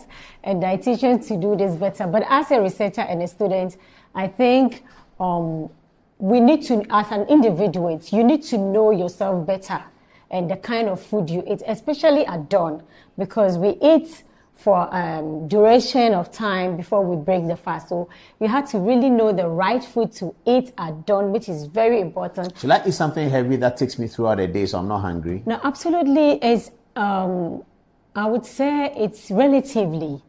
You should know yourself. Somebody might take an heavy food and it would work for her or him, but others may be.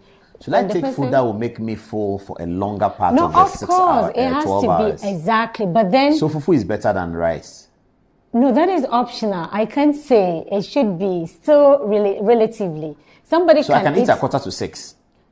You mean starting the fast? Yeah, I mean start the fast at 6, isn't it? No. At dawn. Oh, dawn 5. Yeah, no 4:30. Fasting starts at 4:30. Absolutely, I thought it starts at 6. No, it doesn't. It goes with the let's go a bit geographical. Or as the accounts call it, chiriria. So as the sun breaks out, you should have started fasting. Exactly, like when the sun is at dawn. Let's just use. So by 6, you should have been an hour into the fast. Yeah. So I can't eat at 5:45. No. I think we break. Small tea and No. tea bread. Your fasting is working. We have to start by 4:13. We have to stop eating. So by 4:30, stop eating. Yes. But what time will you wake up to stop eating? Of course, others even wake up at 2, 3:30. I usually will wake up at 4. But if you wake up at 4, you have only 30 minutes. Yeah, because I can't eat heavy food. So sometimes I just would have to take tea. Usually it's even tea for me. Because as I said... Tea and bread. No, just tea will be okay for me. That is me. What about fried eggs like omelette? Do you add omelette? No, I can't take it. I'm just being subjective here. That is me. But somebody And then when you're ending the fast? Yeah. When you're ending the fast? That is breaking the fast? Yeah. Exactly. Of course, that one you have the liberty to take all kinds of food you can. But usually starting the fast is very important because you have the duration. It shouldn't be just eating.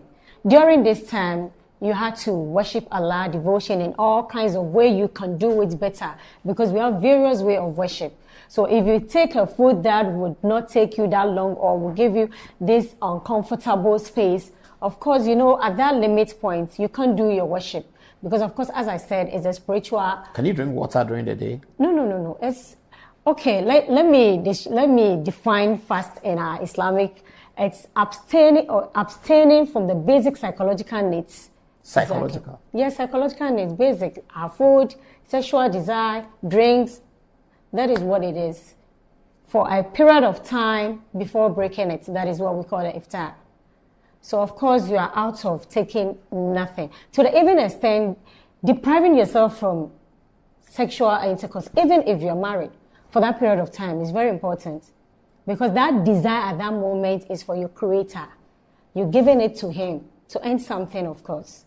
So it's basically a spiritual I was going to say benefit. something, but we're in the spiritual season, so let me leave it here. No, you have to leave it. We are in the spiritual Let's take Sports Minister next, and the All Africa Games is going on. Later tonight, Infantsman is still coming on Good Evening Ghana.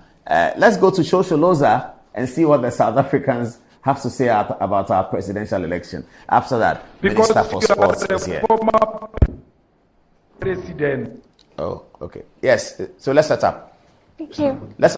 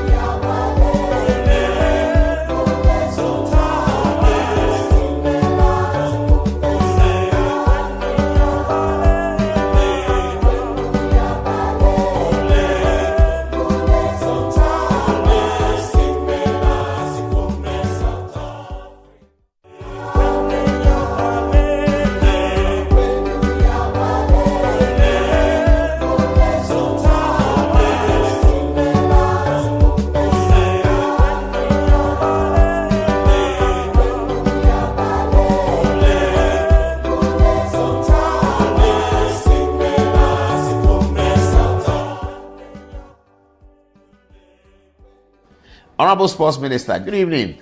Good evening, Paul. Sorry to have taken your time. I left you at the stadium when we were 1-0 up. What happened? In fact, we won 3-1. I see. The Satellites played very good football this evening, and they played against Gambia, and we won 3-1. The Black Princesses also won in Cape Coast 2-1. So we've qualified for what? The semi-finals? The next stage. Oh, okay. Yes. So Ghana will definitely, both the men and the women will definitely go to the next stage.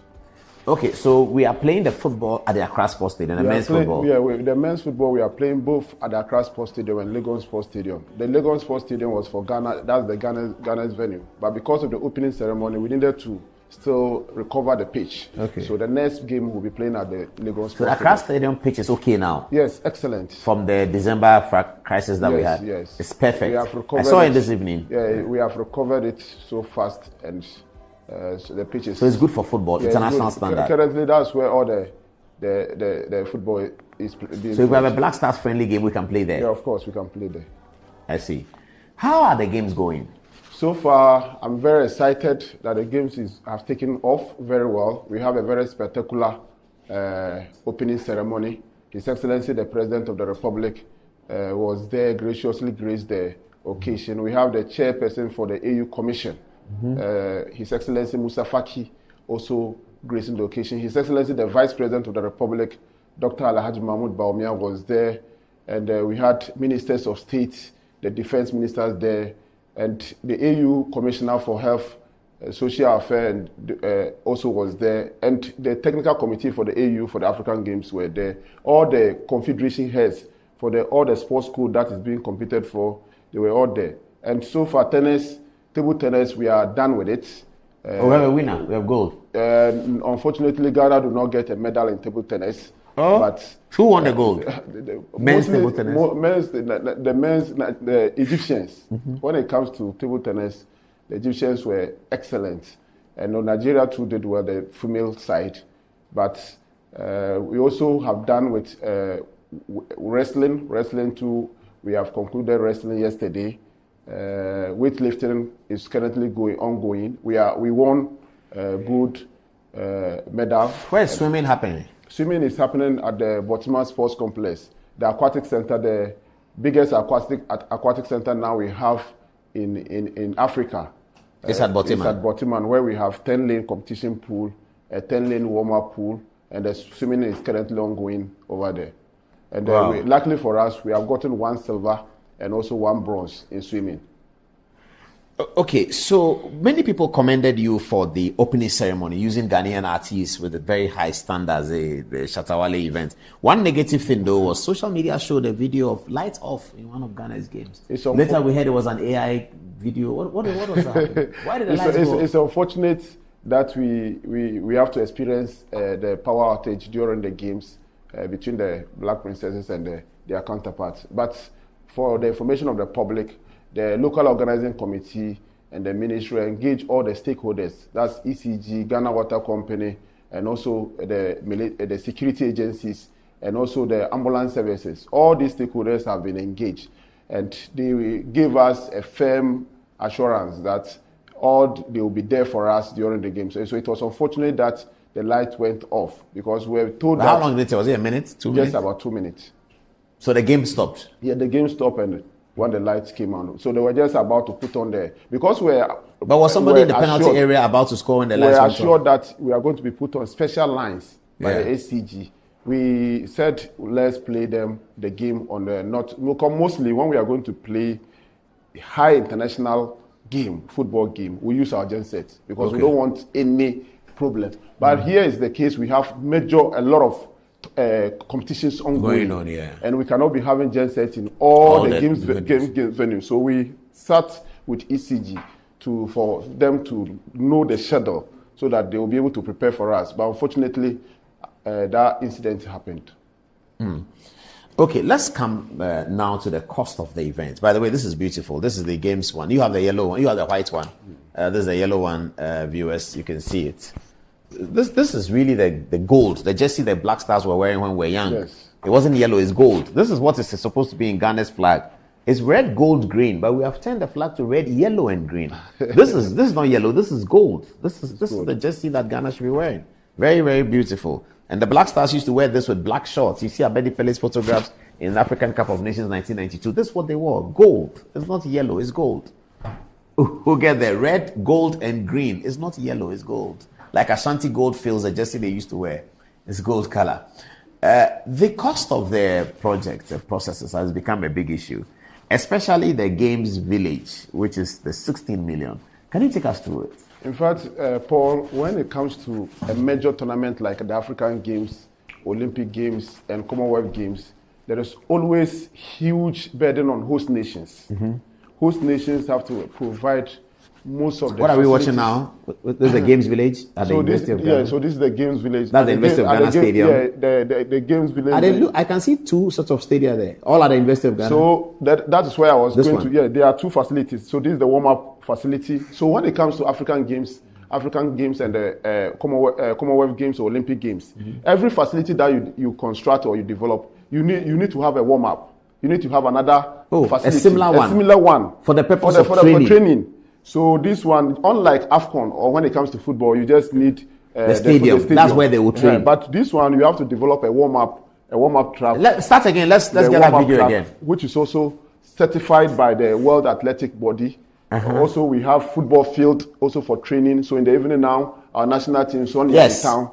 Please pause it when we have the two stadia so that he can explain. So this is the Games Village at Lagos. So these two. Okay, pause it around here. Yeah. So these two facilities, the first one on my far left is the warm-up.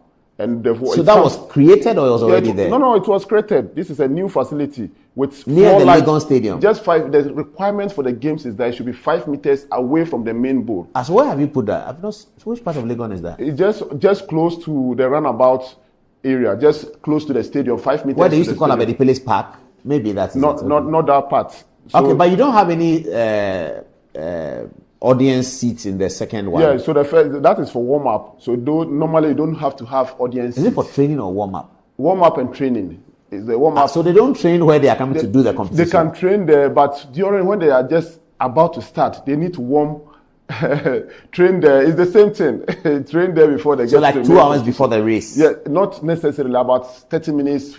Also, 30 before they are all there at that side. They are all there. That's why it needs to be that close. So it should be close. They will warm up. So there is a tunnel that we have done in between the two facilities where the athletes will walk through and then go and compete. Oh, a terminal. Yes. So there's no road. You don't do road. You don't do in a car. There is a terminal, a covered terminal for security and safety. So they warm up and then walk. They walk through and go through. So what are we going to use that for after the tournament? So it will now serve as a training facility for athletes and also our footballers. So in the evening, the national team, for example, can decide we can then let them go there to be trained in the evening. There is floor lights, huge giant floor lights at the international warm-up side. Yes.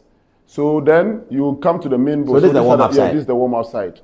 Please pause it. Hold it. So the tracks. I wanted the warm-up held, but anyway. The tracks at the warm-up, both the warm-up, the tracks at the warm-up and the main bowl are all certified by the World Athletics.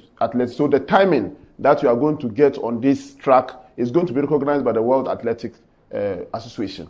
Oh, so that's what we hear sometimes. Even way back, Carl Lewis or Ben Johnson warm-up time was 9.7. So analysts are expecting that he'll be able to do well in the race. Oh, I see. You can record that time. So the timing for both the warm-up and the competition pool are all going to be recognized, especially when you do any time on the competition day. The timing is going to be recognized by the World Athletics. Unlike when you have tracks in our other facilities that we used to have, they are not certified by the World. So if somebody ran at the warm-up for this African All-Africa Games? No, the competition pool, the competition tracks. Yes, if he runs there during the warm-up and does the 100 meters at 9.5 seconds, it will be recognized as the fastest 100-meter time now in the world. So when we are competing at the competition track, and any time that you get, it is recognized by the World Athletic Association.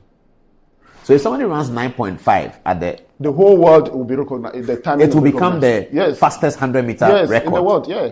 I see. Yes, that's so now it then gives a lot of opportunity to our athletes so that their timing that they will get there can then be recognized for them to get more opportunities in terms of scholarships and other things. Yes. Okay. Currently we have a lot of athletes. Okay, so the facilities there are reliable. They are very reliable. So if you're a University of Ghana student, not necessarily even only University of Ghana students. Anybody. You're an athlete. You keep running. The Ghana Athletics. Kumasi or something. You can come and do your run there and see that I did 10.04. Yes. And it will be recognized because of where you have done it. Where you have done it. So the Games Village is the problem. They said you spent 16 million on it. What is it about? So the Games Village, we have these. If you have videos, please look for it. We have these 4 halls at the Games Village, and the Games Village, per the requirements, it's already existing facility there, but per the requirements of the games, you needed to install, number one, or certain standard, and you need to have both warm and cold water, and also you need to have air conditions in all the almost 2,000 rooms that we have there. The doors for the Games Village, the facilities were already not in good shape. The doors to the rooms were not in good shape. So the contractor was supposed to make sure that he replaces all the doors. Apart from that, he's supposed to... Is that the Games Village? Yeah, that's the Games Village. These are the 4 halls? The 4 halls. Apart from that, the contractor was supposed to put in beds and mattresses for the athletes and their officials who are going to be housed there.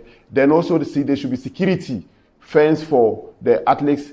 The contractor was also supposed to put in the restaurants and kitchen and also medical dome for the athletes who are going to be there. So unlike AFCON, where you are going to put the athletes in hotels, when it comes to Olympic Games, Commonwealth Games, or African Games, there is a game village, because the concept is to bring all the nations together so that it can bring national cohesion among nations. There should be unity and friendship among these athletes. And that's why we normally will keep all of them in the same games village. So the concept of the game village, you need to meet certain standards. And those standards, the contractor needed, because these facilities don't have air conditioning, the contractor needed to make sure that they chisel and make sure that they wire, to make sure that all these facilities are in there. And it's a what huge... What is the Ghana going to do with that after? So if that was my rule... Also to, and most of the roofs of the facilities too were in bad shape. Mm-hmm. The contractor was supposed to make sure that all this, they make sure that there is no any leakages anywhere. Aside that, also they paint both in interior and exterior. They have to paint it to meet very attractive for the athletes to be there. So the landscaping, there is a huge landscaping in all the courtyards, and also that the contractor was supposed to do. There is a huge scope. And this contract, they are saying, went through a value for money audit. It's an EPC contract. Mm-hmm. It's an EPC contract that's engineering, procurement, and construction. Mm-hmm. And once it's submitted, it has to go through a certain process. It will go to get executive approval or cabinet approval. Then it will go to parliamentary approval. Then after you have done parliamentary approval, it's subject to value for money audit. And in this case, the value for money audit was done by PwC. Mm-hmm. PricewaterhouseCoopers. Mm-hmm. And so they did the value for money then before the contract, and they also then go to PPA, and PPA will then approve before the contract is signed. So there's a very critical. So the checks and balances have occurred. And they didn't think that 16 million was too much. Yes, because of the scope. Can't 16 million build a new?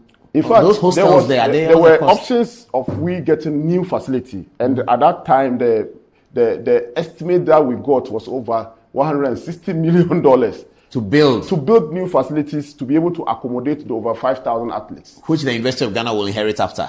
Yes, if we had the money. But we need us also to be very mindful. But now what you've done, put air conditions there. If that's a student's room and he comes to school in September, what's he going to do?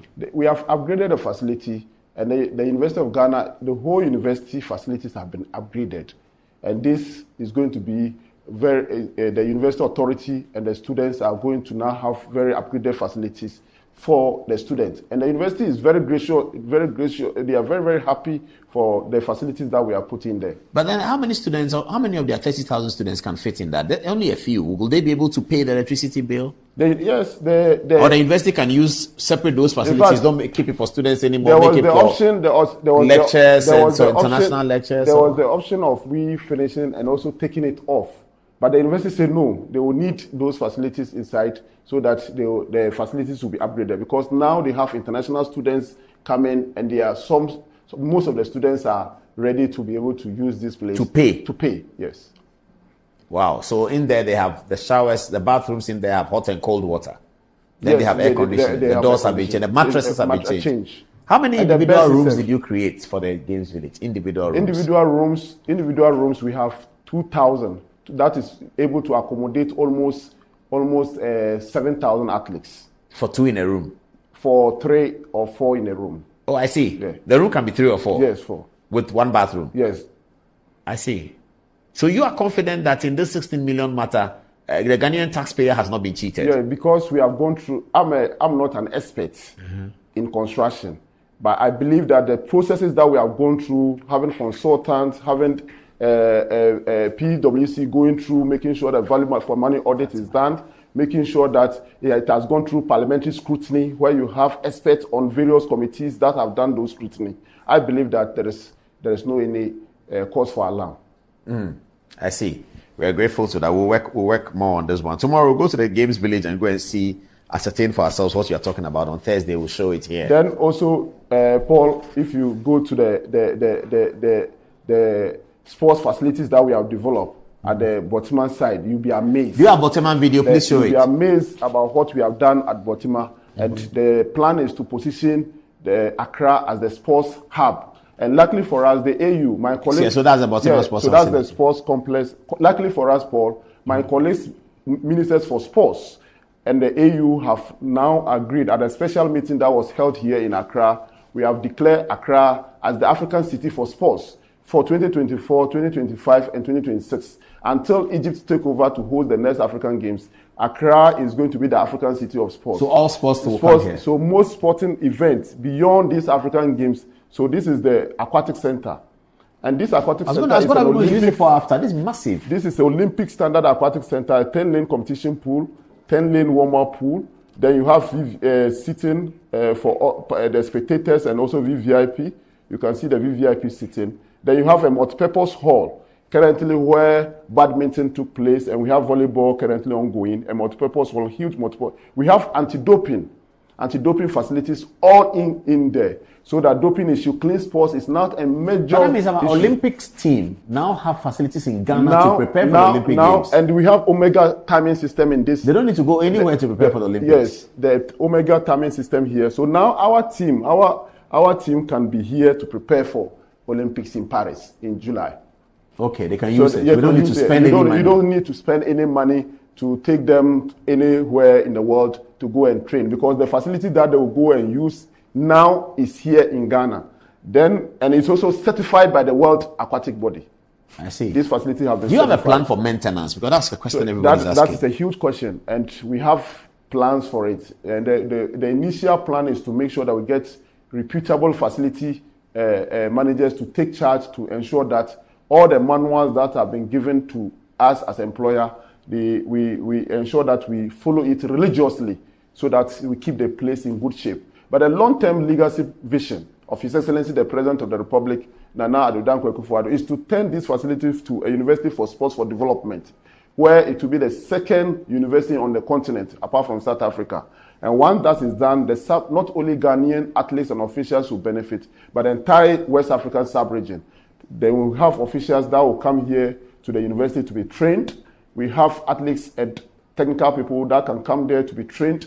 Then we also want to add additional facilities like more football field. In this facility, we have a football field and tracks as well. We have athletics track. Football field in there? Yes, we have a full 11-11 or 7 aside? No, 11-11. And we have a track as well. So this is the multi-purpose dome. And this dome, that's where wrestling took place. And is it air conditioned? Yes, there is air conditioning in most of the facilities. But we are very mindful of climate change. We set these games green games. Okay. So most of the facilities we are using the natural ventilation. So they've made provision for the natural ventilation to take place, because we don't want to put in so much air conditioning that will be bringing a lot of pollution to the air. So we've been very, very mindful of climate change issues as well. So you can see this is the tennis court. We've developed 5 tennis courts, one of them covered indoor tennis court, Olympic standard as well. And the Tennis Federation is so excited about what we have put in there. And I know that you play tennis. And after this tournament, we can then go there and start playing as well. Then aside that, we have, like I said, a track, athletic track there, also installed by Mondo, the world #1 athletics track installer. Then we have so now we have athletics track at the Legon Stadium. We have athletics track here at Boteman. We have athletics track in Kumasi. Yes. We certainly should do the finals of the Olympics. Yes. We should have two players, fact, two athletes in the Olympic final of 8 people. I've started receiving a lot of applications for championship from the Confederation, the African Confederation of the various sporting disciplines. They want to host their championships here. Yeah, they want to host because now they know that Ghana have all these facilities. So it's going to drive sports tourism.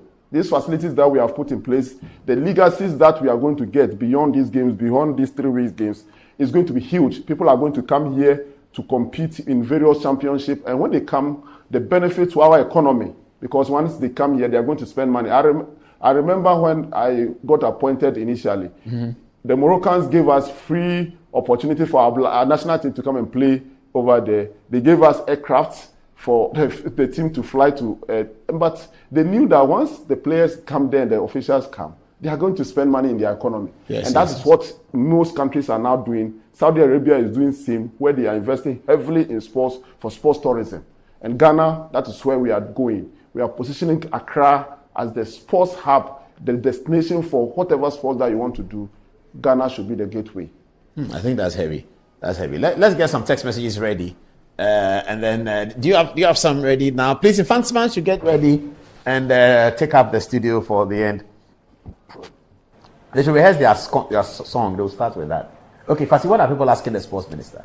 All right, so Mark Prince wants to know if they produce bags for the athletes.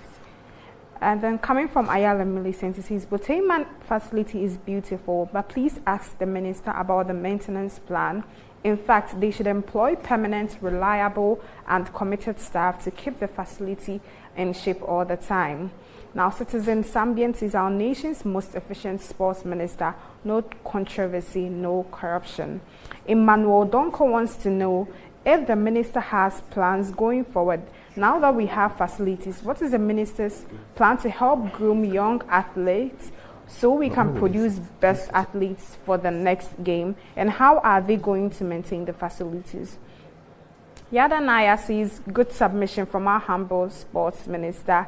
And Odeshi Gregory says, please ask the minister where we can get the jerseys for the All-African Games and buy them. We want to wear it and support the nation. And lastly, coming from Junior Akbar from Tamale, says, humble minister, Honorable Mustafa, keep the good work. We are very proud of you. Antoinette. Yes, so people are still concerned about the maintenance culture of these beautiful facilities in the likes of Flex Flyer. He says, so nice and beautiful facility, but as a Ghanaian, I get scared when I think about our maintenance culture. Same from Justin Benzema. He says, with all this huge infrastructure investment, it always baffles me to hear the NDC and its cronies say that the government has done nothing with the taxes and grants received from the World Bank and other international donors.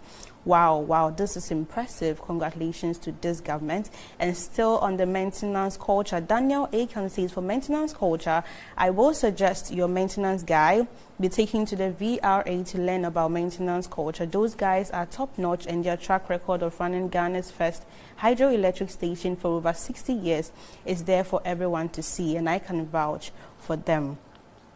And Ebenezer Annan is still concerned about maintenance. He says, please ask about the maintenance of these facilities. We are tired of the continuous wastage of money on such infrastructure. And Kofi Sika says, so all this development is going on. This is serious, but no one actually talks about it. And people keep going on and on about the maintenance. So people seem very concerned about the maintenance of these facilities. And lastly, Citizen Sambian says, our nation's most efficient sport minister, no controversy. Okay. So we have news from the NIBS. Tomorrow is 13th March 2024, and the Future Ready Leadership Summit is happening. The future is here. Where is the leadership? The maiden edition of the Future Ready Leadership Summit, dubbed Reimagining Leadership in a World of Unrelenting Change, with very inspiring speakers such as Sir Sam Jonah, Dr. George Ejekum Donko, Prof. Kweku Etuahene Gima, and many distinguished speakers billed to speak on the day. The summit will take off on 13th March 2024 tomorrow at the Moving Pick Ambassador Hotel at 8 a.m. For tickets of the event, kindly contact 026-734-9147 or 0244-202-949. Blue Jeans Energy Drink. Blue Jeans Energy Drink has been on the Ghanaian market for over 20 years. We already know what it does for the body.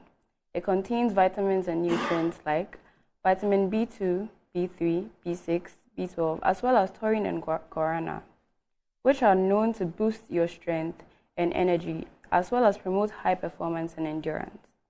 Blue Jeans Energy Drink has been tested and tried. It is indeed the best. Blue Jeans Energy Drink is for bold and active men and women. So go on, grab a can, and power your day. It's in shops nationwide. For bulk purchases, contact Budget Cash and Carry Limited on 0208 128 190, 0208 128 190, or 055 001 0000. Take care again. 055 001 0000. We've got Junior Akbar saying, Honorable Mustafa is our own in the north. When we always see this, it keeps on giving us hope. One day we will also be there. Keep it up, Honorable Sports Minister. We're very proud of you. And Lord in London has a suggestion. He says the Sports Ministry should hand over these facilities to the armed forces because they can maintain it. Okay, as since we're talking about sports, let's also talk briefly about health with Almond Alternative Medical. They say they're the first to modernize herbal and homeopathy medicine in Ghana with trained and experienced medical practitioners from KNUST. Combined with state-of-the-art medical equipment, every hidden ailment you have will be diagnosed with ease and treatment will be given you in no time at all. Now, we offer consultation, counseling, physiotherapy, homeopathy to treat most ailments. Now, please do note that your life is very, very precious. So secure good health with Almond Alternative Medical. Now, our working hours are 7 a.m. through to 5 p.m., Monday through to Saturday, and on Sundays, because of church, 11 a.m. till 3 p.m. And do locate us at Klangon on the Lashibia Shaman Road near the Underbridge. Book an appointment with us on 0207 229 505 or 0244 227 192. And of course, it's always with Almond Alternative Medical. God is the healer. I'm hearing that there are some other messages coming from one of the editors. So let's go to them. Okay, that's about it. Honorable Minister, congratulations. Thank you very much. We'll be at the village center tomorrow, the Games Village tomorrow, to look at everything. But as you're ending, we're showing you the opening ceremony. Paul, I just want to before I leave, use this opportunity to wish the First Lady of the Republic a happy birthday. And she's a mother. She has been a fantastic mother for all of us. And we are grateful. We wish her more prosperity and long life. Amen, amen. I think Fati wants another shirt for her roommate, so maybe Minister should produce another shirt for her roommate. Okay, so this was the opening ceremony. When we come back to the studio, Fantoman Girls will be here. Sorry, viewers, I've taken a lot of your time, and I'm happy that you're still with us. Those of you who had drifted away to bed, we'll put it on Facebook, and you can see it tomorrow. Honorable Minister, thank you. This is the opening ceremony of the Minister's 13th All-Africa Games hosted in Accra. Experience the African dream. From Savannah to the deep blue sea. Feel the heartbeat of this land so free. Nature's beauty reigns supreme. Experience the African dream. Africa, experience the African dream.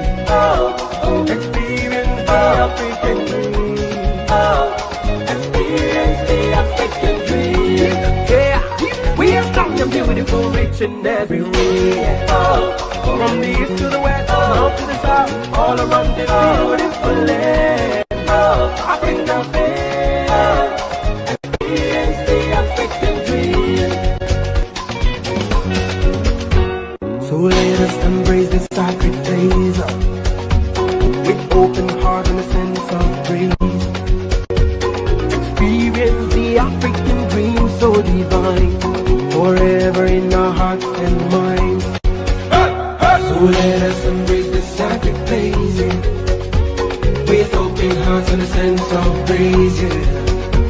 Experience the African dream so divine, forever in our hearts and minds. Oh yeah.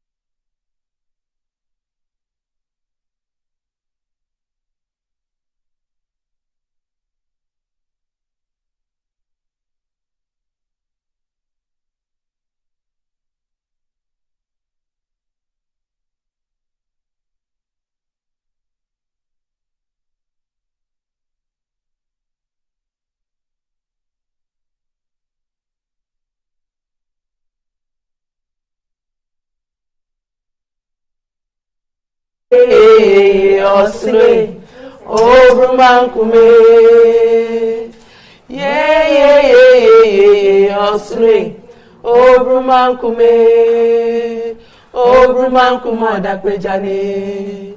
Obrumankumo da prejane. Osle chinyabwa. Boy fancy man girl secondary school fwe. Boy fancy man girl secondary school fwe. Buta yezi wo ya disia bianye den. Buta yezi wo ya disia bianye de. Obranyi wara bombo. Obra pasu jora kwan ampa. Obranyi warabo. Yeriko obranyi warabo. Obranyi warabo. Ufititi odumankumo. Obranyi warabo teyo. Okay, are we done? Yes. Okay, round of applause for Infantiman. Okay, Infantiman. So, happy anniversary and welcome to the studio. Thank you. Which year group is doing this? So it's 1999 year group, the last of the 90s. We are hosting the speech day this year. Oh, I like the one, the last of the 90s. Yes. At the weekend in Cape Coast, it happened the last of the 90s date. So this is 99 year group. Yes. What's the theme for the celebration? So it's the theme is. No, you go on, talk. The theme is the role of the parents as teachers in meeting the educational demands of the 21st century. The role of, say that again, please. The role of the parents as teachers. The role of the parents Yes. as teachers in meeting the educational demands of the 21st century. The role of the parents as a teacher. As the first teacher. As the first teacher. Yes. In meeting the educational demands of the child. That's 21st very century. interesting. Very, very, very interesting. How did you come up with such a theme? Because charity begins at home. So as kids are in the house, we expect the parents to create safe environment for the kids to be able to learn, encourage them to learn, have a set up time for them. Now in this modern world, children are using a lot of computers, their phones. So you should have a time set for them that, look, if it's after 5 o'clock, you can't use your phone, you have to do your homework. So, helping in this way, it also helps your child and the teachers. So they prepare at home, then they will go to the school, then at least they have time to learn and do their homework as well. I think that's very impressive. Who's the special guest of honor? The special guest of honor is Honorable Esla Usu, Minister of Communication and Digitalization. She's a Morgan, a 1981 year group. I see. She's an old girl. Yes. Okay, now let's go to the big question that you have to compete with other schools, the high-profile people that the school has produced. So we have Gifty. We have Gifty Auntie. Gifty Auntie, the broadcaster. Yes. Yeah. So and also we have the first female physician of the country who also went to Infantiman Girls Secondary School. We have Yvonne Okoro, Nadia Buhari. Yvonne Okoro, the actress. Yes, the actress. And then we have the present second lady and the previous second lady. And we also have... Previous second lady, Matilda Emisata? Yes. Okay. And then we have Geraldine Abedu, Dr. Geraldine Abedu. She's the board chair for Hollard Ghana, Hollard Life Insurance Ghana. And then we have Dr. Dixon, Erica Dixon. She's also a doctor at 37. And then we have a lot of them. We can't mention all. I don't think you have the time. What is the program of activities for the event? So on Thursday, we're having the homecoming. So we'll be going to the school to, engage with the children. So you're going to Salt Pond? Yes, please. So we're going to Salt Pond. We're going to have candlelight procession in the evening.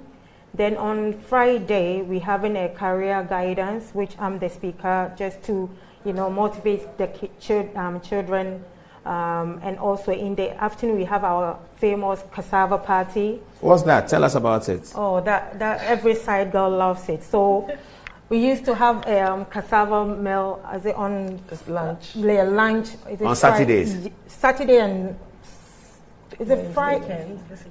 Visiting time. So it was Friday or Saturday, and we never missed it with contemporary stew.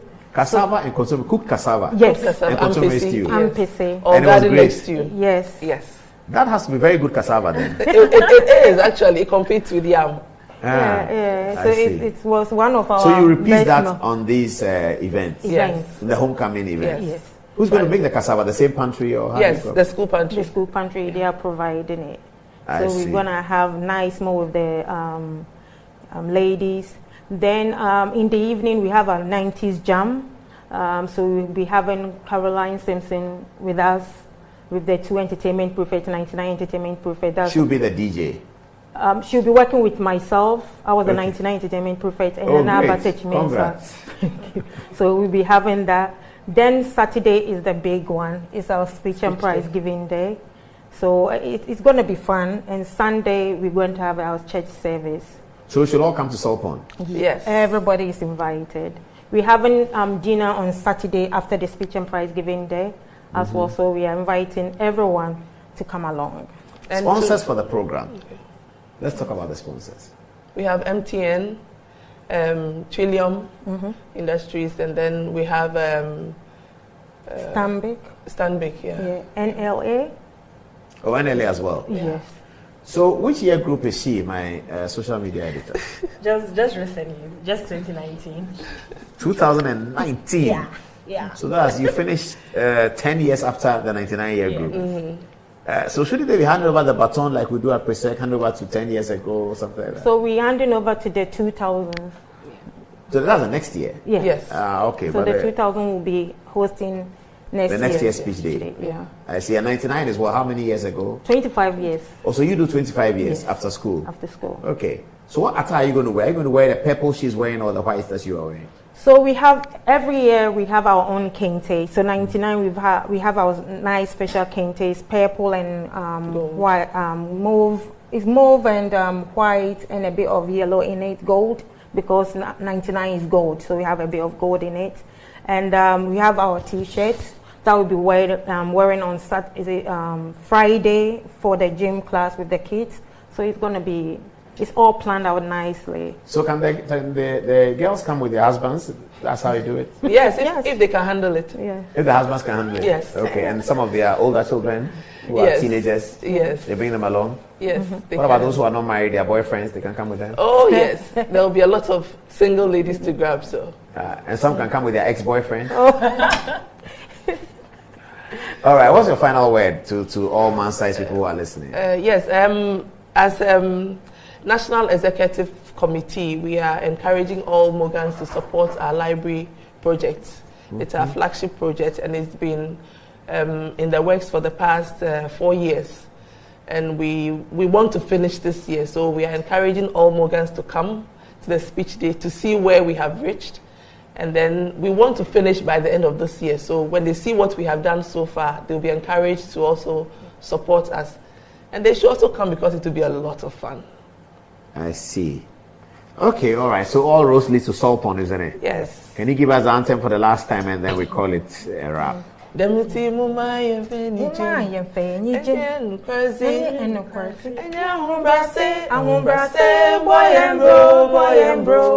Obrenyi warabo prom till mawada. Obrenyi warabo teyo. Obrenyi warabo prom till mawada. Obrenyi warabo unyateyo. Obreya. All right, that's it for Good Evening Ghana. Tonight is past 11:30. It's always a pleasure to have you around for that long. Thanks for watching. Tomorrow is another day. It's a working day. Good night.